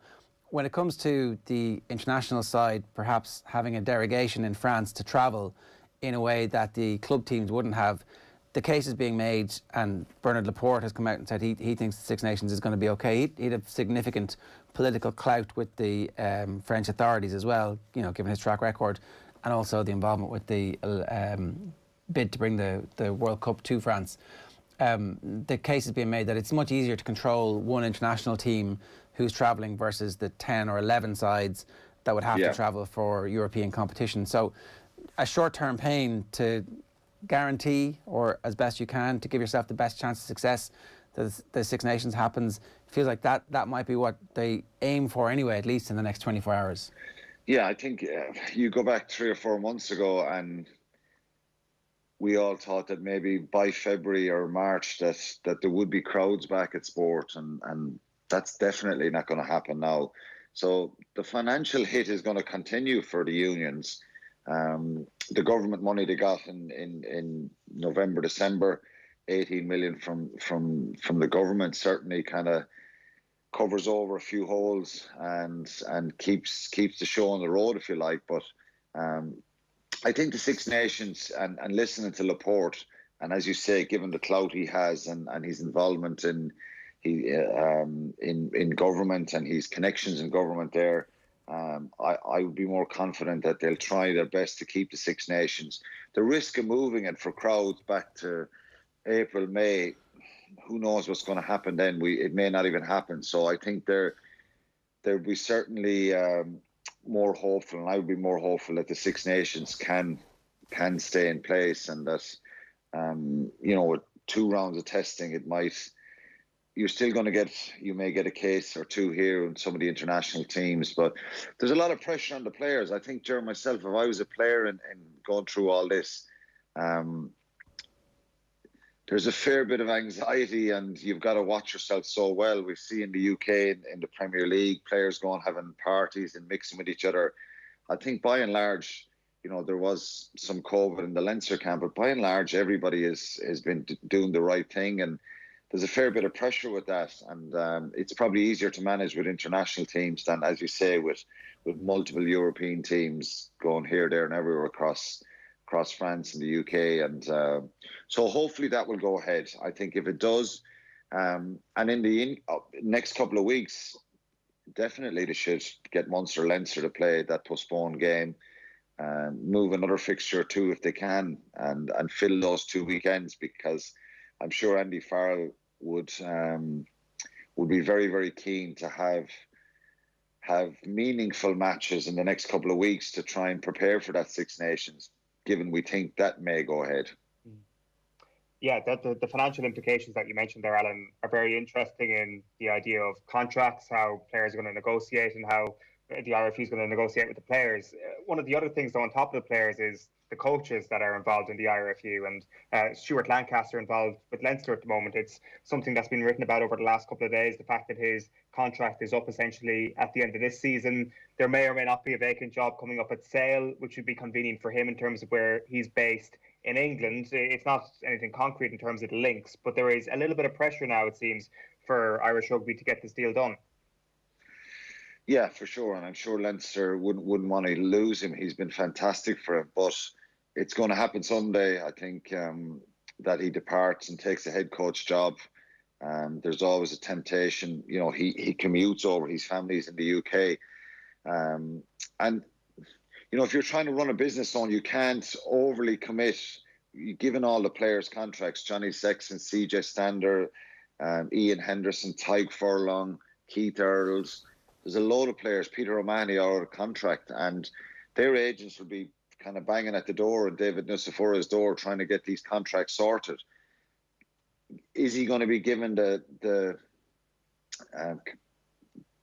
power or the go-ahead, I should say, to put this money on the table, given the uncertainty that's there in the future? Because, no crowds again is going to cost the RFU a lot of money, and coaches' contracts are the same as player contracts. You've got to find the money, and that's why these contracts were put back till January. I've been in the position many times where, particularly if you're in the Irish squad, you want to get the contract in the Irish. You want to get all these contracts done before December, because to stop that uncertainty going into the last couple of months. And they're now in that position where we may lose some of our high-profile players, and if they get contract offers in France or the UK. So a fair bit of uncertainty around the contract situation, and that's the same for Stuart Lancaster. As I said, it probably will happen someday. I'm sure Mick Dawson and Leo Cullen, Leinster would love to keep him and get it sorted quickly, but ultimately, that's it's probably budget money that comes out of the RFU budget that's given to Leinster, that or else maybe they can finance it or top it up somewhere themselves through their own sponsors or partners. But I'm sure that that uncertainty going into the last few months is not ideal for them or for anybody in that matter. Especially given how successful he's been, because he's been a transformative presence in Irish rugby. When you listen to what everybody who played under him has said, all the way back to what Heaslip said, what Sexton has said about the quality that he's brought to bear on a run-of-the-mill midweek training session before an away game against Treviso, where I would say in the past there have been plenty of occasions where we was like, we're going to phone it in today because, like, who cares? We're probably not even playing this weekend. That doesn't really happen under Lancaster, and he's managed somehow to keep about 40 top quality players relatively happy and consistently challenging each other. Yeah, he's done a brilliant job, and I think, look, he's a head coach essentially in an assistant coach's job, which is always, to have that kind of experience and that organisation around as an assistant. If you're a head coach and you have that kind of experience, it's brilliant, because essentially they help the whole planning and the whole structure as well, and can deal with players and egos and keep everybody motivated, as you said. So he's done a fantastic job, and he's always going to attract attention from when other jobs come up around the world. And one of the days he may take it. I know he loves it in Leinster and really enjoys the whole work ethic and the desire and the drive and the organisation itself. So he does love it, but he's done a brilliant job, and you hear nothing but praise from him. And it's hard to keep players happy all the time. Certainly in the modern game, there's certainly more rotation. You're not essentially dropped. You're rotated a bit, but I know you come down to big European games, they're the ones you want to get picked in. But he's done a good job, and obviously Leo Cullen's done a good job to bring him in the first place, and he's been a massive success for Leinster. What about Munster against Connacht at the weekend? How I see Peter Manny saying they were lucky to get away with the win. What does this suggest about where the two teams are at the moment? Well, at the end, I thought it suggests that Connacht should have won the game, because they had a try 5 yards out. Munster had 13 men. I think Andy Friend was being kind when he said they weren't smart in their approach there. But Munster were in control of the game for probably 75 minutes, and conditions were terrible. And I had a friend on to me saying, the attack is not good enough again, and there's too many mistakes. But I think their ambition was there, and they're certainly maybe one pass away from getting another score at 16-3. It would have, it was game over. And they looked in complete control. They definitely have to ask questions of themselves how that whole momentum changed. I think they had some unbelievably positive moments at the breakdown, and then negative ones at the breakdown. Some of them they'll dispute the decisions, but they allowed Connacht back into the game. Now, credit to Connacht, in fairness. They're a very good side, and a side that are much improved, and you have to give a massive respect for what Andy Friend has done. So they were never just going to roll over there. But I think the crucial period was at 16-3, the next score for Munster, and it was game over, and Connacht kept battling away, and Munster's discipline was poor. So I think they'll reflect badly in the last kind of 10 minutes of the game. And of course there was errors and mistakes for both sides, but I thought Munster looked very, very strong and powerful and aggressive throughout the game. And as Peter O'Mahony said, in the end, you'd be disappointed if you were involved in the Connacht camp, because the game was there to be won. How did Jack Carty get on? Indifferent, I think. He did some very good things, and I think he missed a penalty right at the start of the game to put Connacht 3-0 up, and it had an effect on him. But he was under massive pressure. you know, it was a very, very strong Munster side who were very physical. Both sides were very physical against each other, and but we didn't see any kind of champagne rugby. Space wasn't available very much to him. So yeah, I think he did well, but didn't get any time and space in the ball. I thought JJ Hanrahan, Damian Duff, Chris Farrell were off the line very quickly, and they put a lot of pressure on him. And then, you know, Munster put huge pressure on that Connacht breakdown and turned the ball over a lot. And even times when they won the ball, Caelan Blade and Jack Carty didn't have any sort of space or time on the ball to implement their kind of running game that they like to have. So I think it was a difficult situation for the Connacht halfbacks. But in the end, I think, you know, when they got a bit of time and space in the ball and Kieran Marmion came on and Connacht got on the front foot, Jack Carty was at his best. I suppose that's always going to be the case, isn't it? And then just a brief word about Leinster also before we go here. The Leinster pack essentially win this game for Leinster, and you know, again, you're looking at some of the key standout performers there. Players who Ireland really need to be performing at their very best are rounding in nicely to a bit of form. Yeah, James Ryan was brilliant, and you know, Scott Fardy always delivers a high level performance. Doris was good, and they just, I think Ulster were very good in the first half, and they brought a real intent and physicality, and they started the game well, leading at half time. But Leinster just changed gears in the second half and blew them away, and defended so well. Jordan Larmour being back is a massive boost for Leinster, and Andy Farrell. I thought he looked sharp and good, but ultimately Ulster just couldn't break Leinster down in that second half, and as you say, it was down to that Leinster pack. Sean Cronin, you know, ever dependable as well, and that break off the line-out right after half time, the step, the pace, the power to give the pass for the try, he showed his experience there as well. So it's in their hands now, and I think they've said that they needed to win that game, and it was a perfect result for them, scoring 4 tries. Ulster couldn't score against them, and did losing bonus points. So it looks like they're back on track, Leinster, to claim that top spot in that conference. On Larmour being back, it presents a fairly interesting dilemma for, as you say, Ireland in that back three. It looked like Hugo Keenan was moving himself into the best fullback that Ireland had. Maybe he's going to be utilised on the wing as well. How do you see that developing over the next few weeks? I think Hugo Keenan, I really like him as a fullback. I think he's more of a natural fullback. He was brilliant the other night. He's grown in confidence all the time. You can see there's a real kind of confidence and self-belief about the way he's playing now. Even vocally, you could hear him a lot on the mics the other night, speaking and being dominant, and that's exactly what you want. So I think he's more of a full-back, and I think Larmour certainly is incredibly talented, has that X factor, and some of his best performances for Leinster and Ireland the last number of years were as a winger or an outside centre. So he can play across a number of positions there, but I'd like to see Keenan be given a crack at that full-back position. And you know, look at Stockdale and the problems he has had at full-back, where he's more of a natural winger. I think he's a natural full-back now in Hugo Keenan, and it'd be worth persevering with him and giving him time there. Does it matter who plays on what wing?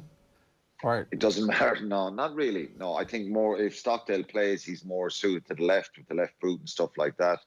But by and large, it doesn't really matter for most of the modern day wingers which side they play on. All right. Okay. Good stuff, Alan. Thanks a million for joining us. Cheers. Cheers, lads. We'll obviously keep you up to date on any of the announcements regarding the 2-week postponement in the Champions Cup. As soon as that officially breaks, we'll bring it to you on OTBsports.com and on the OTB Sports app. You can follow our social channels for details of where to get that. If you want to get in touch with us this morning, 0879 180 180 is the number, or you can leave a comment on the YouTube stream as well. It's just coming up to 9 minutes past 9 this Monday morning here on OTB AM. We're going to be back with today's version of Deal or No Deal. OTB AM on OTB Sports Radio, Ireland's first and only sports radio station. The Saturday panel on OTB. I've watched a few of The Last Dance, mostly sports.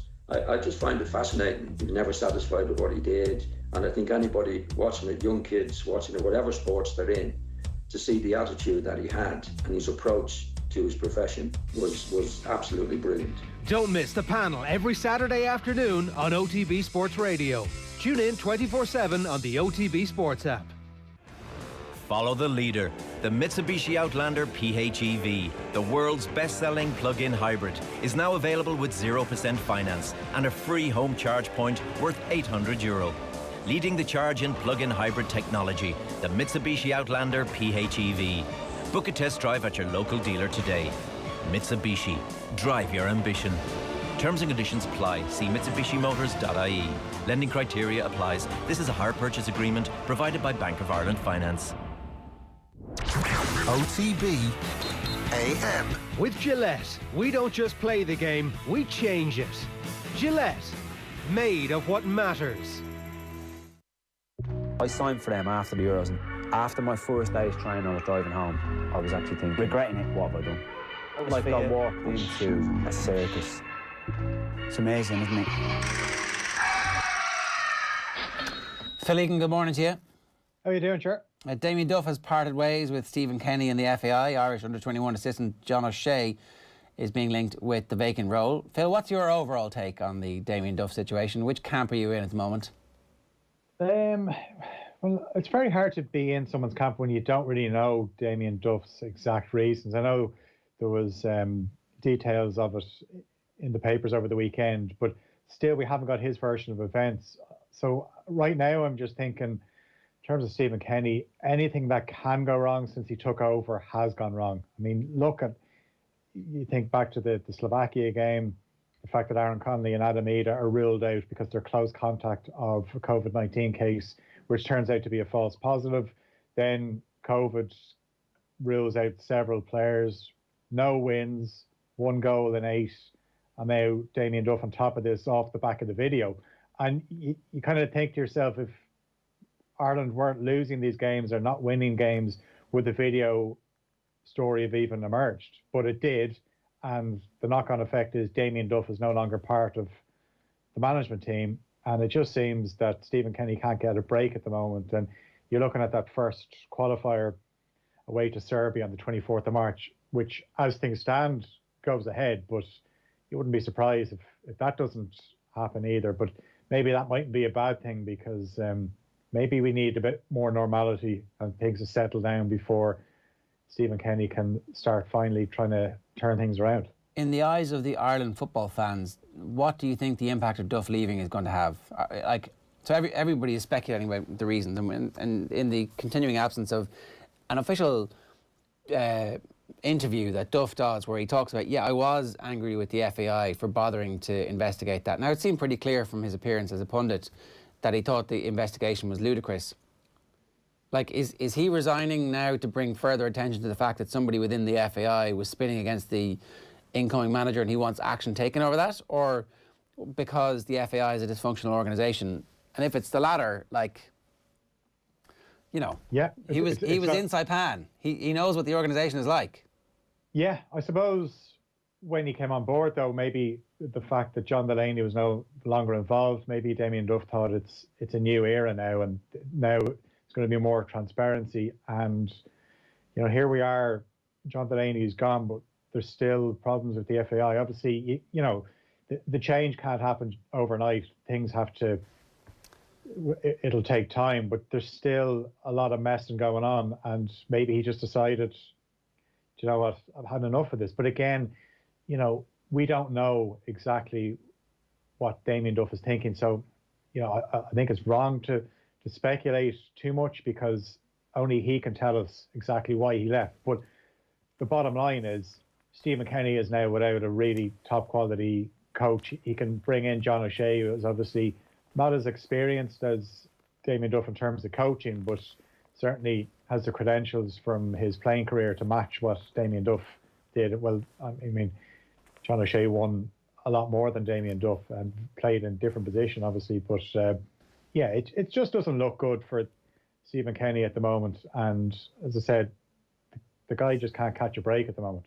Yeah, it's tricky. I mean, look, John O'Shea would certainly shore up any he could come out and do some press and say how excited he is and how he's backing the manager, and there would certainly be a PR win to that. And you hope that John O'Shea goes on to have a brilliant career as a manager. And he is, in fairness to him, he is doing the hard yards too, in terms of he's at Reading, he's with the underage teams in Ireland. It's not a million miles away from Duff's coaching experience as well. Like, how long was Duff at Celtic with the first team? Was it only a season? Was it even a full season? Yeah, and that's it as well in terms of Damian Duff. He's moved around a bit. Obviously, he was with Shamrock Rovers. He has his job with Shelbourne. So, I mean, look what Celtic have done this season. Damian Duff's not part of that. Maybe he's glad he got out at the right time. But, he was seen as a really good appointment when the FAI brought him in. And certainly one that if you're an Irish footballer, you'd be loving to work with Damian Duff. But the same could be said about John O'Shea. He's been there, done that. But Phil, does this mean he can't work for the FAI again? Like, if his problem is with the FAI, and like David Sneyd had that piece, it seemed fairly well sourced. There was a lot of details in it, and there's been no denials. I wouldn't say it definitely rules him out of ever working with them again. I mean, he could be offered a role in a few years' time, and things have changed. I mean, who would have thought Roy Keane would be assistant manager of the Republic of Ireland? And at one stage it looked like Roy Keane was going to be the succession plan to Martin O'Neill. So, I would never rule out Damian Duff coming back and working for the FAI. But obviously, if he did, he'd want things to have changed. And let's be honest, we all want things to change, because at the moment, Irish football is not in a good place and it has to change. And maybe Damian Duff decided it's not changing the way I thought it was. I'm out. Maybe in a few years I can come back. So did the FAI still have questions to answer about what happened in the aftermath and who leaked the story? Is that what we should all be asking now? Is it our job in the media to say Damian Duff has taken what we believe is a stand on the basis of the fact that somebody within the FAI is briefing against the FAI, against the national team manager? Is his act supposed to spark further debate about that incident? Well, whether it's meant or not, it will. And you think when Stephen Kenny is going to do his next press briefing, whether it's to announce a squad for these qualifiers coming up in March, that's going to be one of the first questions he's asked. If anybody from the FAI is doing any media stuff as well, again, they'll be asked, what happened with Damian Duff? And obviously, we all want to hear from Damian Duff. Do we have to wait till he's on punditry duty again? I don't know, maybe somebody has access to Damian Duff, and maybe Damian Duff will give it a few weeks and decide, right, now I'll give my side of events. But yeah, definitely these are questions that have to be asked, because you don't lose the services of a quality coach for no reason. No. Can Stephen Kenny feel a little bit pissed off with this in terms of Duff's decision to leave? Is there a sense of, you've left me in the lurch here? Definitely, absolutely. We don't know what the conversation was between Damian Duff and Stephen Kenny. Did Stephen Kenny say to him, look, I know it's not ideal, but you're here to coach the Ireland team with me. We need to turn things around. Love to have you on board. But if Damian Duff, as I said, only Damian Duff can tell us why he has stepped away from this role. But if he felt that he's a man of principles and what he wanted wasn't being done and he wants to walk away, there's very little that Stephen Kenny can do. OK, let's move on. We'll come back to this because obviously it's a story that's going to continue to run. Liverpool legend John Barnes has called on the club to bring a stopgap defender to the club to address their defensive injury crisis. Last week, Klopp indicated that he does not expect to bring a new defensive player to his squad in this window. Will Liverpool make a January purchase, and can they retain the title without strengthening their defence? I think there's a few ways you can read into what Klopp said last week. He pretty much said, unless something is right, I won't do it. And that's the way he tends to be with transfers, that they're not in a position to say, right, we've got an issue, let's buy a player.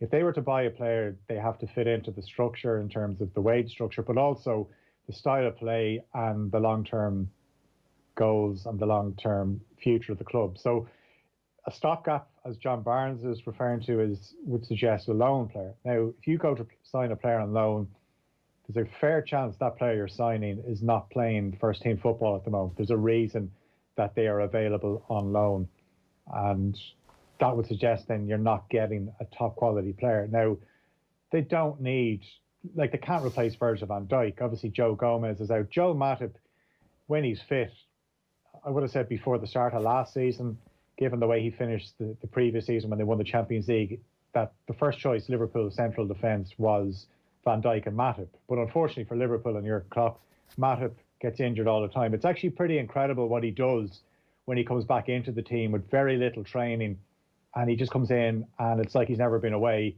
And then the frustration kicks in where you see him going off injured, or he plays a game and you think, geez, Matip was brilliant. Maybe things will be okay. And then Jurgen Klopp does his press conference before the next game. Any injuries, Jurgen? And he said, yeah, Joel Matip's out. And it's just the same old story. And unfortunately for Liverpool, they took a gamble at the start of the season when they had Van Dijk, Gomez, Matip, and they were going to use Fabinho. Now, Fabinho has been excellent, but bringing Fabinho back into central defence means you're missing him in midfield. How clear was it when you had Jordan Henderson and Fabinho starting against Southampton that they just lacked that bite in midfield? They played Oxlade-Chamberlain and Thiago, who exceptional footballers in their own right, but they're not fit. They weren't fit, but also they don't do what Fabinho and Jordan Henderson did. So no loan move. Can they win the league without? I don't think so. I think even if they brought in a good defender at the moment, I think City are looking very ominous. And you look at the fixtures. So City go to Anfield on the weekend of the 6th and the 7th of February. So Saturday is the 6th, Sunday is the 7th. It hasn't been decided when that game will be played, whether it's on the Saturday or Sunday. But at the moment, City are 4 points behind Liverpool with 2 games in hand. Before that, City play Brighton, Palace and Villa at home.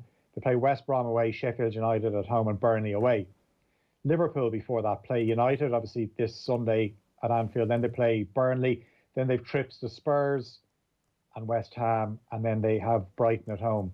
Now, on current form, City could be well ahead of Liverpool by the time they come to Anfield. Now, if Liverpool were within 3 or 4 points of City going into that game at Anfield, obviously Jota is probably back, and Liverpool have a very good record against City at Anfield. If they were 3 or 4 points behind them going into that game and they were to beat City, then they have a chance. But the worry for the likes of Liverpool and Manchester United, if City get ahead and get in front, it's going to be very hard to reel them in. OK, I want to move on. According to The Sun, Roy Keane is eager to make his return to management. What level of club would be interested in the services of the former Ireland and Manchester United captain? Well, it's hard to pick a Premier League club. Whenever Premier League jobs come up, you know, it's very hard to argue a case for Roy Keane at the moment. So are we looking at the Championship? Are we looking further afield? Is there maybe an international job that he wants? There was links to the Azerbaijan job a few months ago. And, you know, how interesting would that have been, given that they're in our group? That would have been very interesting. But, yeah, it's 10 years since he managed as a first-team manager. So you wonder, has he done himself more harm, the fact that he was an assistant manager? Obviously, he worked under Martin O'Neill. He worked under Paul Lambert. So this is what he's had to do now. This story is out there now that maybe clubs are thinking, okay, we didn't think Roy Keane was interested in returning to management because we see him on TV and he seems that he enjoys his role with Sky, and maybe a Championship club might decide, yeah, do you know what, we'll take a punt on Roy Keane. But it's a long time to be out of the game, and one thing that's very evident when you look at Roy Keane in his punditry role, as entertaining as he is, that he seems to struggle with some of the decisions that modern day footballers make, because he was obviously an exceptional footballer himself. He had standards, and a lot of the current players, the modern day footballers, don't meet those standards, and that must be a frustration for him. Apoel Nicosia, parachute him in immediately into that role. I think that he's, like when Jerry, you were talking last week about Mick McCarthy's level being lower Championship, higher League One. That's pretty much the exact same level as Roy Keane, maybe not even lower Championship at this point. Do you think, Phil, that every time he slams another player and goes viral on Sky Sports, that he damages his candidacy as a potential Championship manager? No, I still think obviously he's a huge draw. He's the former Manchester United captain. You know, he won everything. Former Republic of Ireland captain, obviously has been a manager, has been an assistant manager. So I still think there's clubs out there that would look at him and think, do you know what, maybe this is the guy we need. Some might think the profile of Roy Keane would be good for their club because it would draw attention. Like you mentioned, Apoel Nicosia, obviously they've replaced Mick McCarthy. But say a club on the continent hired Roy Keane, all of a sudden all eyes would be on that club, especially Irish eyes. It's a Fenerbahce signing, isn't it? It's that kind of that's what we're talking about here. Yeah, but like the problem is if you go to clubs like that, as Mick McCarthy has found out in the last week, you're given very little time, and you know you're trying to adapt to a different culture. Look, you're trying to get your message across to players. Obviously, Mick McCarthy couldn't get his message across to players quick enough, and he's already out of a job. Roy Keane is going to have two careers. One is as a brilliant footballer, and the other is as a TV star. And that's like in America, he would be getting paid millions, and probably is getting paid millions now for this, and actually would feel good about that. Like Tony Romo doesn't think, oh geez, I'm really missing out on being the offensive coordinator for a mediocre NFL team. Like his gig is a really good gig at the moment. Every week he's getting to decide what people are talking about in the aftermath of matches. Yeah, absolutely. It's far more powerful than being the manager of any of those League One teams or any of those bottom-feeding championship teams. But there's one difference, one crucial difference here: winning. Like, do we know that Tony Romo doesn't miss the drug of actually winning, of actually being the offensive coordinator of a team who nails an opposition rather than being the guy who predicts it's about to happen on television? Sure, that's satisfying, and yes, it pays well. Yes, it pays well, but it doesn't give you that end product of like, I beat you, I absolutely stuffed your face in it, which is the exact thing that Roy Keane loves. He is a born winner. Like, surely this is a big chasm in his life. The idea of going on television and sure getting paid well to talk about football, but not actually winning things, not actually defeating the opposition. Get some lessons and you'll get that in golf. You know, have some humility with your golf game where you realise that you don't know it all. I think the fact that the story is out there now, so he obviously misses the day-to-day football, and this was something that came up while he was the assistant manager of Ireland, and he was continuously linked with jobs, and he was never shy in saying that, you know, he'd like to get back into management and that day-to-day, and maybe, you know, he looks at some of his former teammates who are managing. I mean, it looks like Phil Neville might get that job in Inter Miami. Is there a role for him at Salford maybe? You know, they obviously the class of '92 own the club. Maybe that's something that Salford are a club who have a lot of investment. Maybe that's a project for him where he could come in, obviously knows the guys that run the club and could try and bring them up the leagues.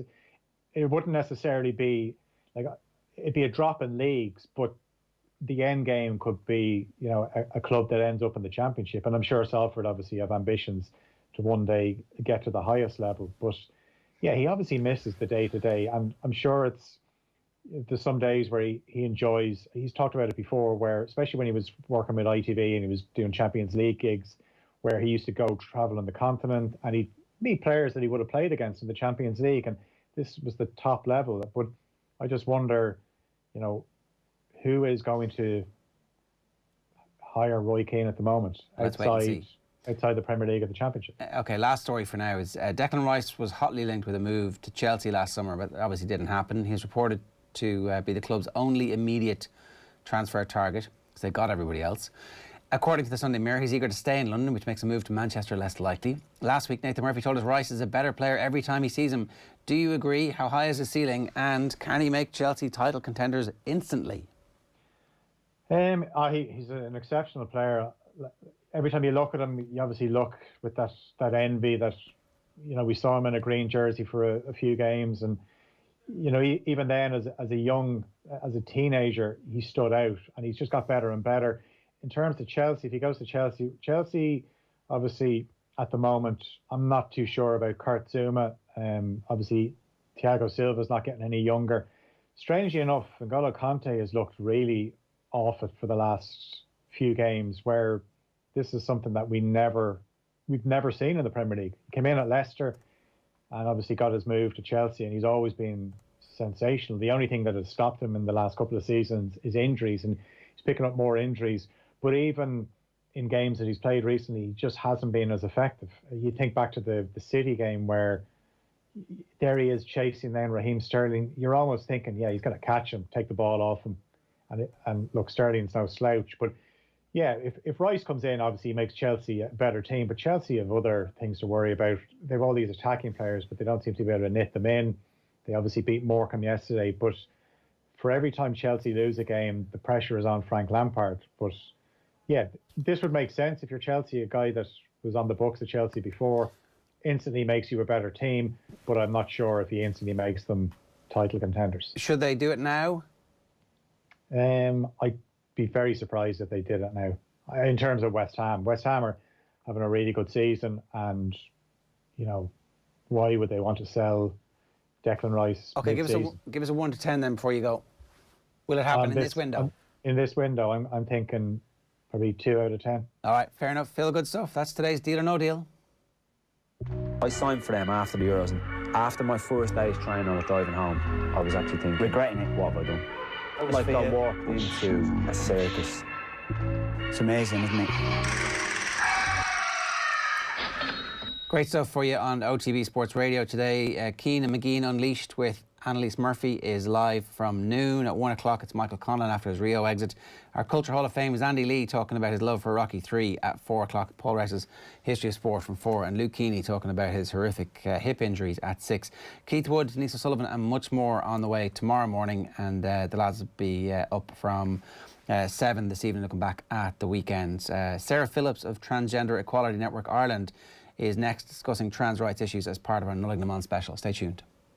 Now, I'm very excited about this next interview. We're going to be speaking to Sarah, and she is here with us. She is the chair of the Transgender Network Equality Ireland, and we had a great old chat with Sarah Phillips, or I did, during the week on the phone. That was meant to be a 2-minute conversation that ended up in an hour-long chinwag, and I was nearly late for a class due to it.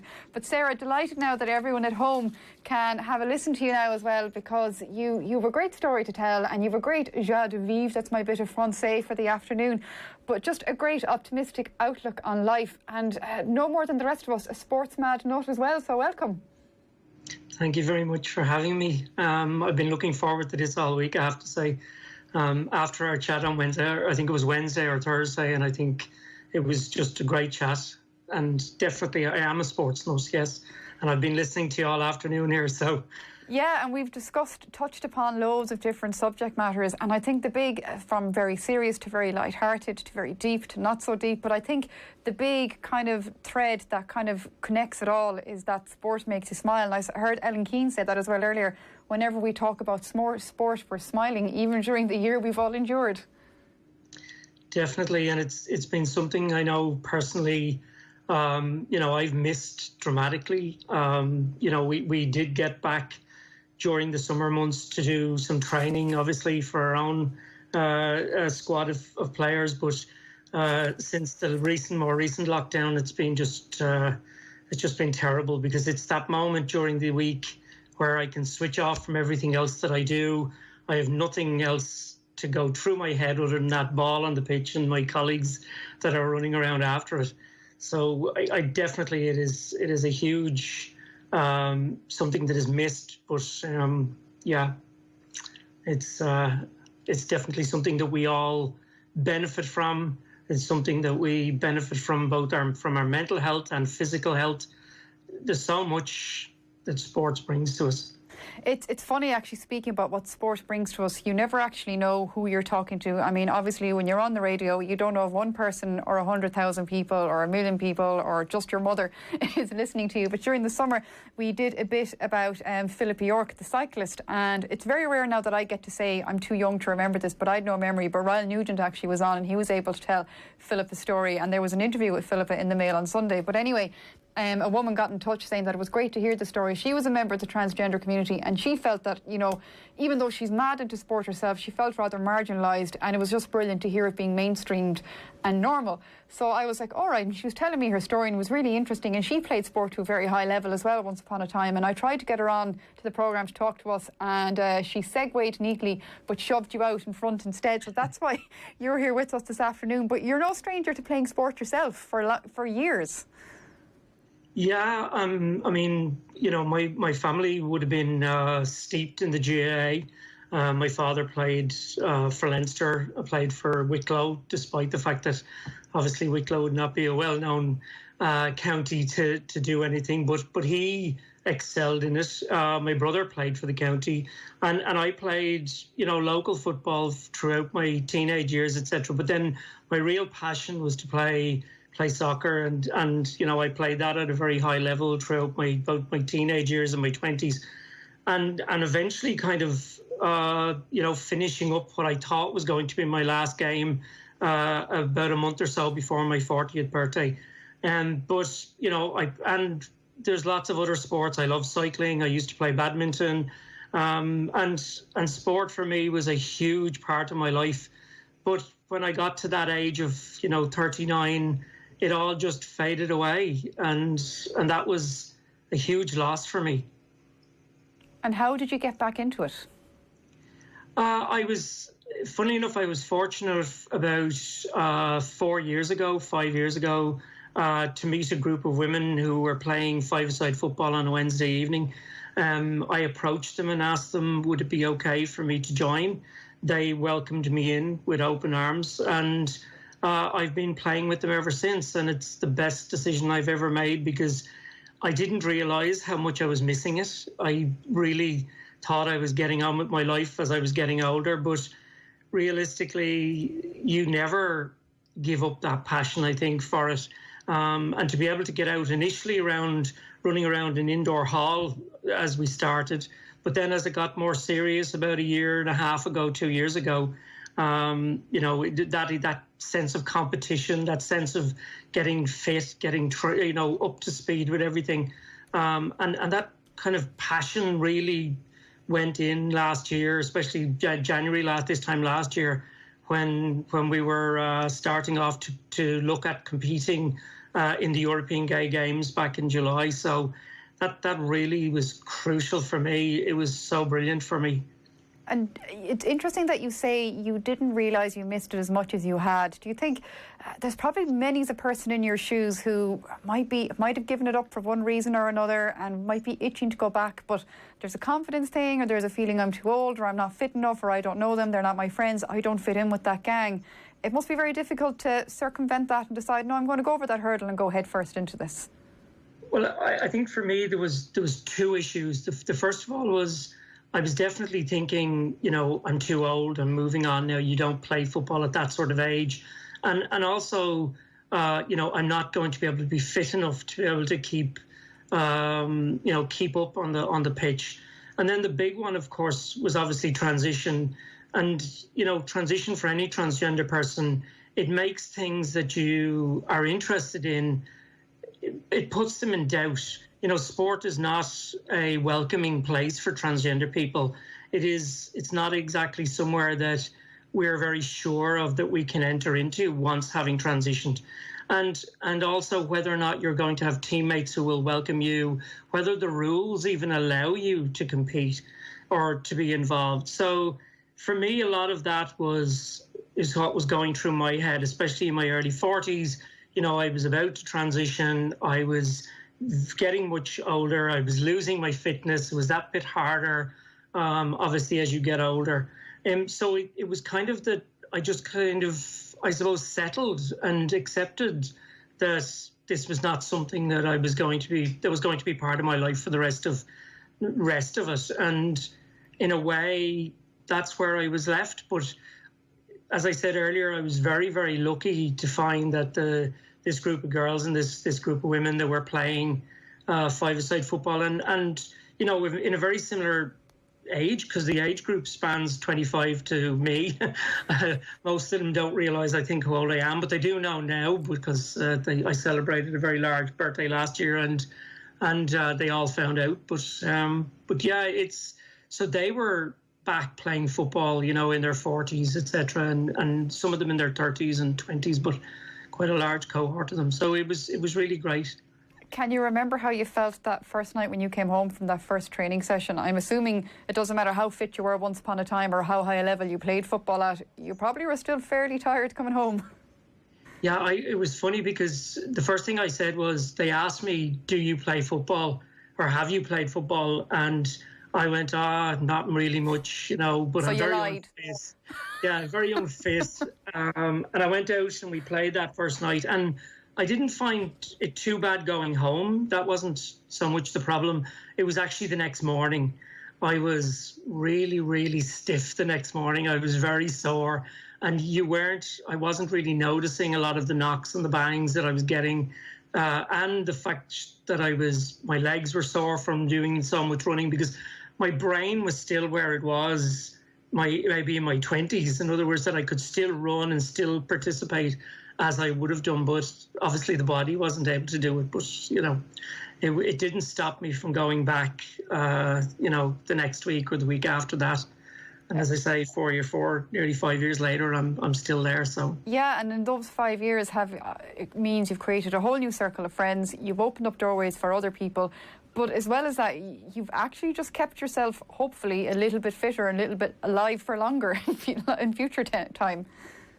Exactly, and I mean, I think that is what's crucial about sport. It opens up not just these social groups that we share with people, and we have new friends, as you say, and I've made so many new friends within the group of women that I play football with, but also my health is much better, my mental health is much better, because I work in the construction industry, but I do as voluntary. I spend as much time sometimes on working with TENI, the Transgender Equality Network Ireland, on trans rights, and therefore my week is very full.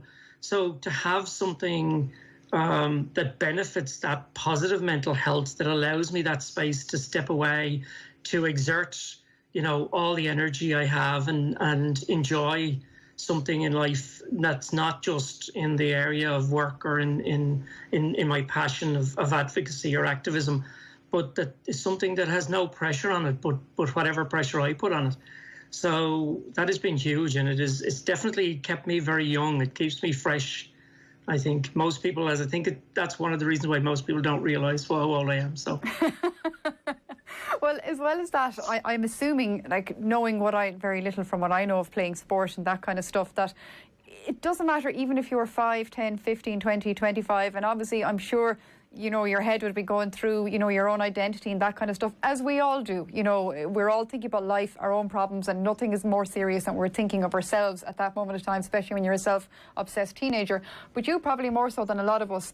But that being said, that hour or 2 hours when you were playing sport, when you were a youngster and that kind of stuff, that gets pushed aside. And I think in modern society, we don't get enough time to not think about ourselves and life and problems, because we don't allow ourselves that space anymore to just get lost in kicking a ball or something, or we're kept out of it by barriers that we perceive to be there, whether they're there or not. Yeah, and I think it's so important for young people to be involved in sport. And, I think there's such a great debate about that too many people are spending too much time on screens and indoors and not out. And, and again, that debate around young women, for instance, not getting, leaving sport behind when they get that little bit older. I think, though, sport brings, as I said earlier, so many different benefits. And I know we've had huge discussions in the transgender community about this, that, people who love swimming but are afraid actually to go to a swimming pool, or for that matter, afraid to join a football club or join a badminton club or a tennis club, and for other reasons. But yet wider society have the same problems when you get to that kind of latter teenage, early 20 area. We have so much fall off from sport, and I think we as a society need to push more and more and more people to be involved in it. It doesn't have to be at a high competitive level, or it doesn't have to be even at a competitive level, but even just finding your own friends to enjoy that moment of doing something is what's really important. And I think it is really, really beneficial. Not forget about it's hugely beneficial for your physical health, but for your mental health, it is even more important. And I know as well, when we were chatting during the week, you were saying that a lot of the time when you're approached for information or people wanting sound bites off you or for interviews, it's often over something to do with controversy. And it's funny enough, I saw an interview today with Graham Norton in the Sunday Times. I don't know if you saw it. Where he was saying, he suggested that the discourse on social media only conflates aggression towards transgender people, and he was saying that he was bewildered by how angry some people become over the subject. He said discussing transgender issues on Twitter, which he referred to as a 24-hour pub brawl, did not help, and that they're a very vulnerable group and a tiny group. And that's the thing, transgender community in general is small. Find an elite transgender athlete fairly difficult to find, but yet sometimes you'd look at newspaper coverage and you'd nearly think every second athlete is transgender because of the coverage that's given to it. Yeah, and I think there's so much to unpack there. Which can't be done in a soundbite at all, absolutely. No, I mean from the point of view of from transgender athletes, like, we have yet to see a transgender athlete at the Olympics. We have no transgender athletes holding world records, and this is at elite level. We have a number of what we would see as controversial issues sometimes that maybe even at elite athletes level, but yet they are probably easy explained. Probably the only elite athlete we see at that level is Chris Mosier, who just about missed out on the Tokyo Olympics and may yet very well get there, but for the American team. But I think it's what happens is that there's these cases that we look at where individual situations are maybe the extreme rather than necessarily the constant and the average. And what we do is we highlight, a society highlights those points, so you get somebody like, say, the issue around, say, Helen Munsey in Australia, or the weightlifter, I can't remember her name at the moment, who recently has come to the fore. But generally, transgender athletes do not excel in any way. And a lot of that is down to the fact that the rules around sport are very specific, and they do not allow the advantage that this brawl, as you say, on Twitter expects. And I know you yourself have mentioned, I think, a conversation you had with Sharon Davies before around this issue. But I do think this is the problem, that we have old tropes being thrown out consistently, and it comes down to not about sport per se. It comes down to actually an understanding of the transgender community, and it comes down to, again, that people like me are basically men who are pretending to be women in this case. And we don't actually talk about the other side in a lot of cases. We don't talk about transgender men and maybe safety for them, or, where they participate in sport. So I think part of the problem is, as I said at the start of this piece, around unpacking so much, there's an awful lot more that feeds into discussion about transgender athletes competing in the various different areas, because there is a, I suppose, societal attitude towards the transgender community that still has to be dealt with.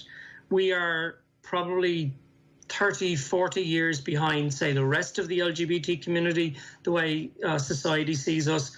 And it is a point of where that education is still going to have to continue. And until that has happened, no, we're not going to be able to deal with the issue of transgender athletes in sport. Absolutely. And I'd be thinking, if I'm just putting myself in the shoes of a 15-year-old, say a 15-year-old me, I might be LGBTQ, I might be thinking maybe I do belong to the trans community.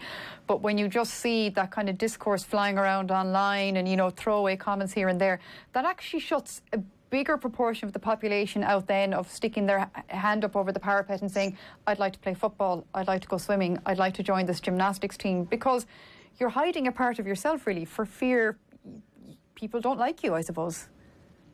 Yeah, and I mean that is the crucial piece here. What are we talking about? Inclusion in sport. We're talking about, general everyday athletes like ourselves, or individuals like ourselves. Like, the fact that I'm playing football on a Wednesday night, I'm not playing at a high elite level. I'm not playing at a competition level.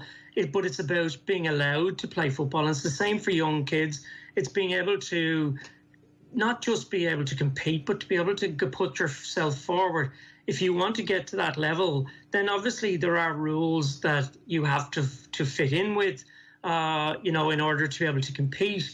But generally, to be able to be included and welcomed within sport is what is crucial. And I think we need to open those doors for young teenagers and young adults to be able to be welcomed in and to be able to understand that they are able to continue their sporting endeavours, or that they are going to be able to just at least do it from a social side of it, for nothing else.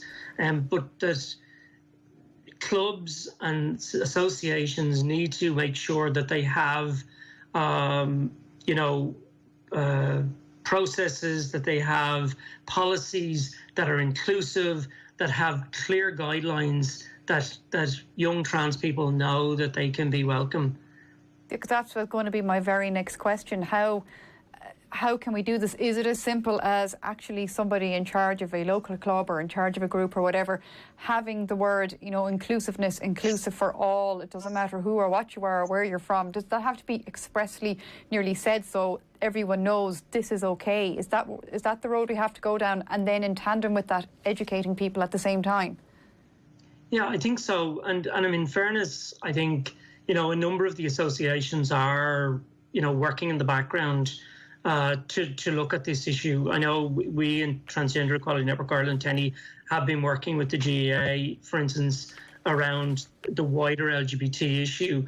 And I know, Irish rugby have their own policies, and some of those they've looked at the way inclusion is taken on in their policies, and they then feed those out to the clubs. I think the problem is that information, while at the upper level, doesn't always get fed back down into the clubs, and therefore young trans people within the local club are not aware of it.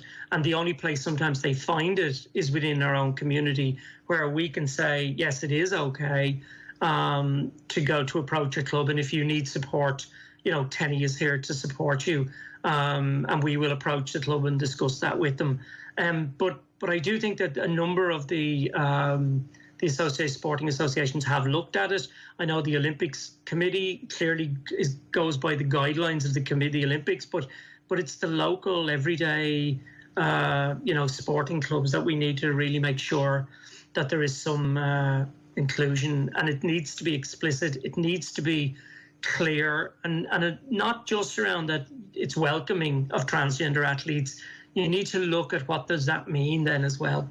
And that is some of the work that we do, both, not just with sporting bodies, but also with employers and with schools, etc., that we do help them to try and work on those sort of inclusion policies and diversity policies. Would I be right in saying, or would I be completely wrong, that in your journey throughout your life and things you've had to do and had to say at certain times and stuff like that, did you end up more or less being pleasantly surprised by reactions and doors being opened, or would I be wrong there? Well, I think I've had a number of experiences, I suppose, and I do a lot of these sort of talks and a lot of these interviews, and I constantly say I'm one of the lucky ones. I have an employer, a multinational company in the construction manufacturing industry, who allowed that door to be opened for me when I came to them and said, look, this is who I am. I have a very supportive family, both my mum and dad and my brothers and sisters and my 3 children as well, who are now in their 30s, I'm afraid to say, but they have all been very supportive of me. And I think, again, when it goes down to that, me stepping in and looking to work with, to play football, for instance, all of those women were very supportive, and you know, I've been one of that gang since I joined that club since, you know, 4 or 5 years ago. So I've been very, very lucky in one sense. But let's be very clear, that is not the experience of every transgender person. In fact, it's probably not the experience of most transgender people. I mean, in a survey we did a number of years ago, 74% of those who responded said they wouldn't even go to a gym or a swimming pool. You know, and most transgender people are afraid to either step back into participating in sport. Most of them are afraid around even the workplace. So, you know, and again, that same survey produced figures like 49% of transgender people were not employed. But more importantly, you know, 24% of the 100% were not even trying to be, because they were afraid that they wouldn't get past the interview process, that they would be discriminated against that. So there are so many different places throughout the whole of society that trans people need to be included, that saying, so, you know, that there are people who are welcoming and doors do get opened. Yes, of course they do. Yes, of course people are inclusive. And yes, more and more opportunities are happening for us, but generally it's still a long way off where it needs to be. Listening to that, I think my first reaction actually is that's just very sad. There's a lot of people out there who really do go through those experiences and feel that way. That's I don't have a better word, but sad. Yeah, and it is, but I mean, let's be very clear here. You know, I came out 30 years ago nearly now. I transitioned 16 years ago, and in reality, how bad is it today compared to back then? It's a long way. It's a huge, big difference. You know, we now have legal gender recognition. We have support services. We do have very supportive families. The norm is not to be a situation where you come out to your family and that they are not supportive. It still happens that they are not, but it has improved dramatically, and it's getting better all the time. But the current discourse, as you said at the start of this piece, around, you know, even what Graham Norton said, is that there is a part of society that is, we'll say, attacking back, and very much from a uneducated point of view. They are not talking to trans people. They're not talking to the transgender community. Yeah, and let's be very clear, and I've said this before, there are some of our community who are not behaving, you know, very well, you know, in reaction to some of the things that are happening. But then when you're getting attacked day after day after day after day, some people will react. It's very hard not to react. It's very hard not to become aggressive. It's very hard not to get annoyed. So there will be those of us within our community who will behave badly in reaction to some of the things that are said. But we have to create a narrative where people are allowed to be educated and people can express their views, so that you can understand where trans people are coming from, and that this is our identity, and it has been the core of our identity from the very beginning. It's not something we woke up with at the age of 18 or 40 or 29 or whatever and said, oh, this is who I am. This is something that has been there from the very day we were born, but it takes us time to realise what it is, and it takes us time to understand it. And it's crucial that other areas of society that are available to all other individuals are open to us, and that's why sport is massively important. Yeah, because sport has a prong in every parish in Ireland, and with something like this, do you see from your role as well, from, you know, just for the work you do with Tenny alone, never mind the whole sport thing, but across the island of Ireland, do you see, is there a difference when it comes to supports and understanding and education and structures, and some parts more than others, or is it across the board the same? No, I think it is very different. It's hit and mix. You know, you have, you know, generally you will have a lot of kind of support services in the bigger cities, in the bigger towns. You will have better understanding there, especially around schools and colleges. But when you start to move into the rural smaller towns and villages, and you could very well be the only trans person within that area. And I'm trying to avoid that famous line of only trans person in the village or whatever.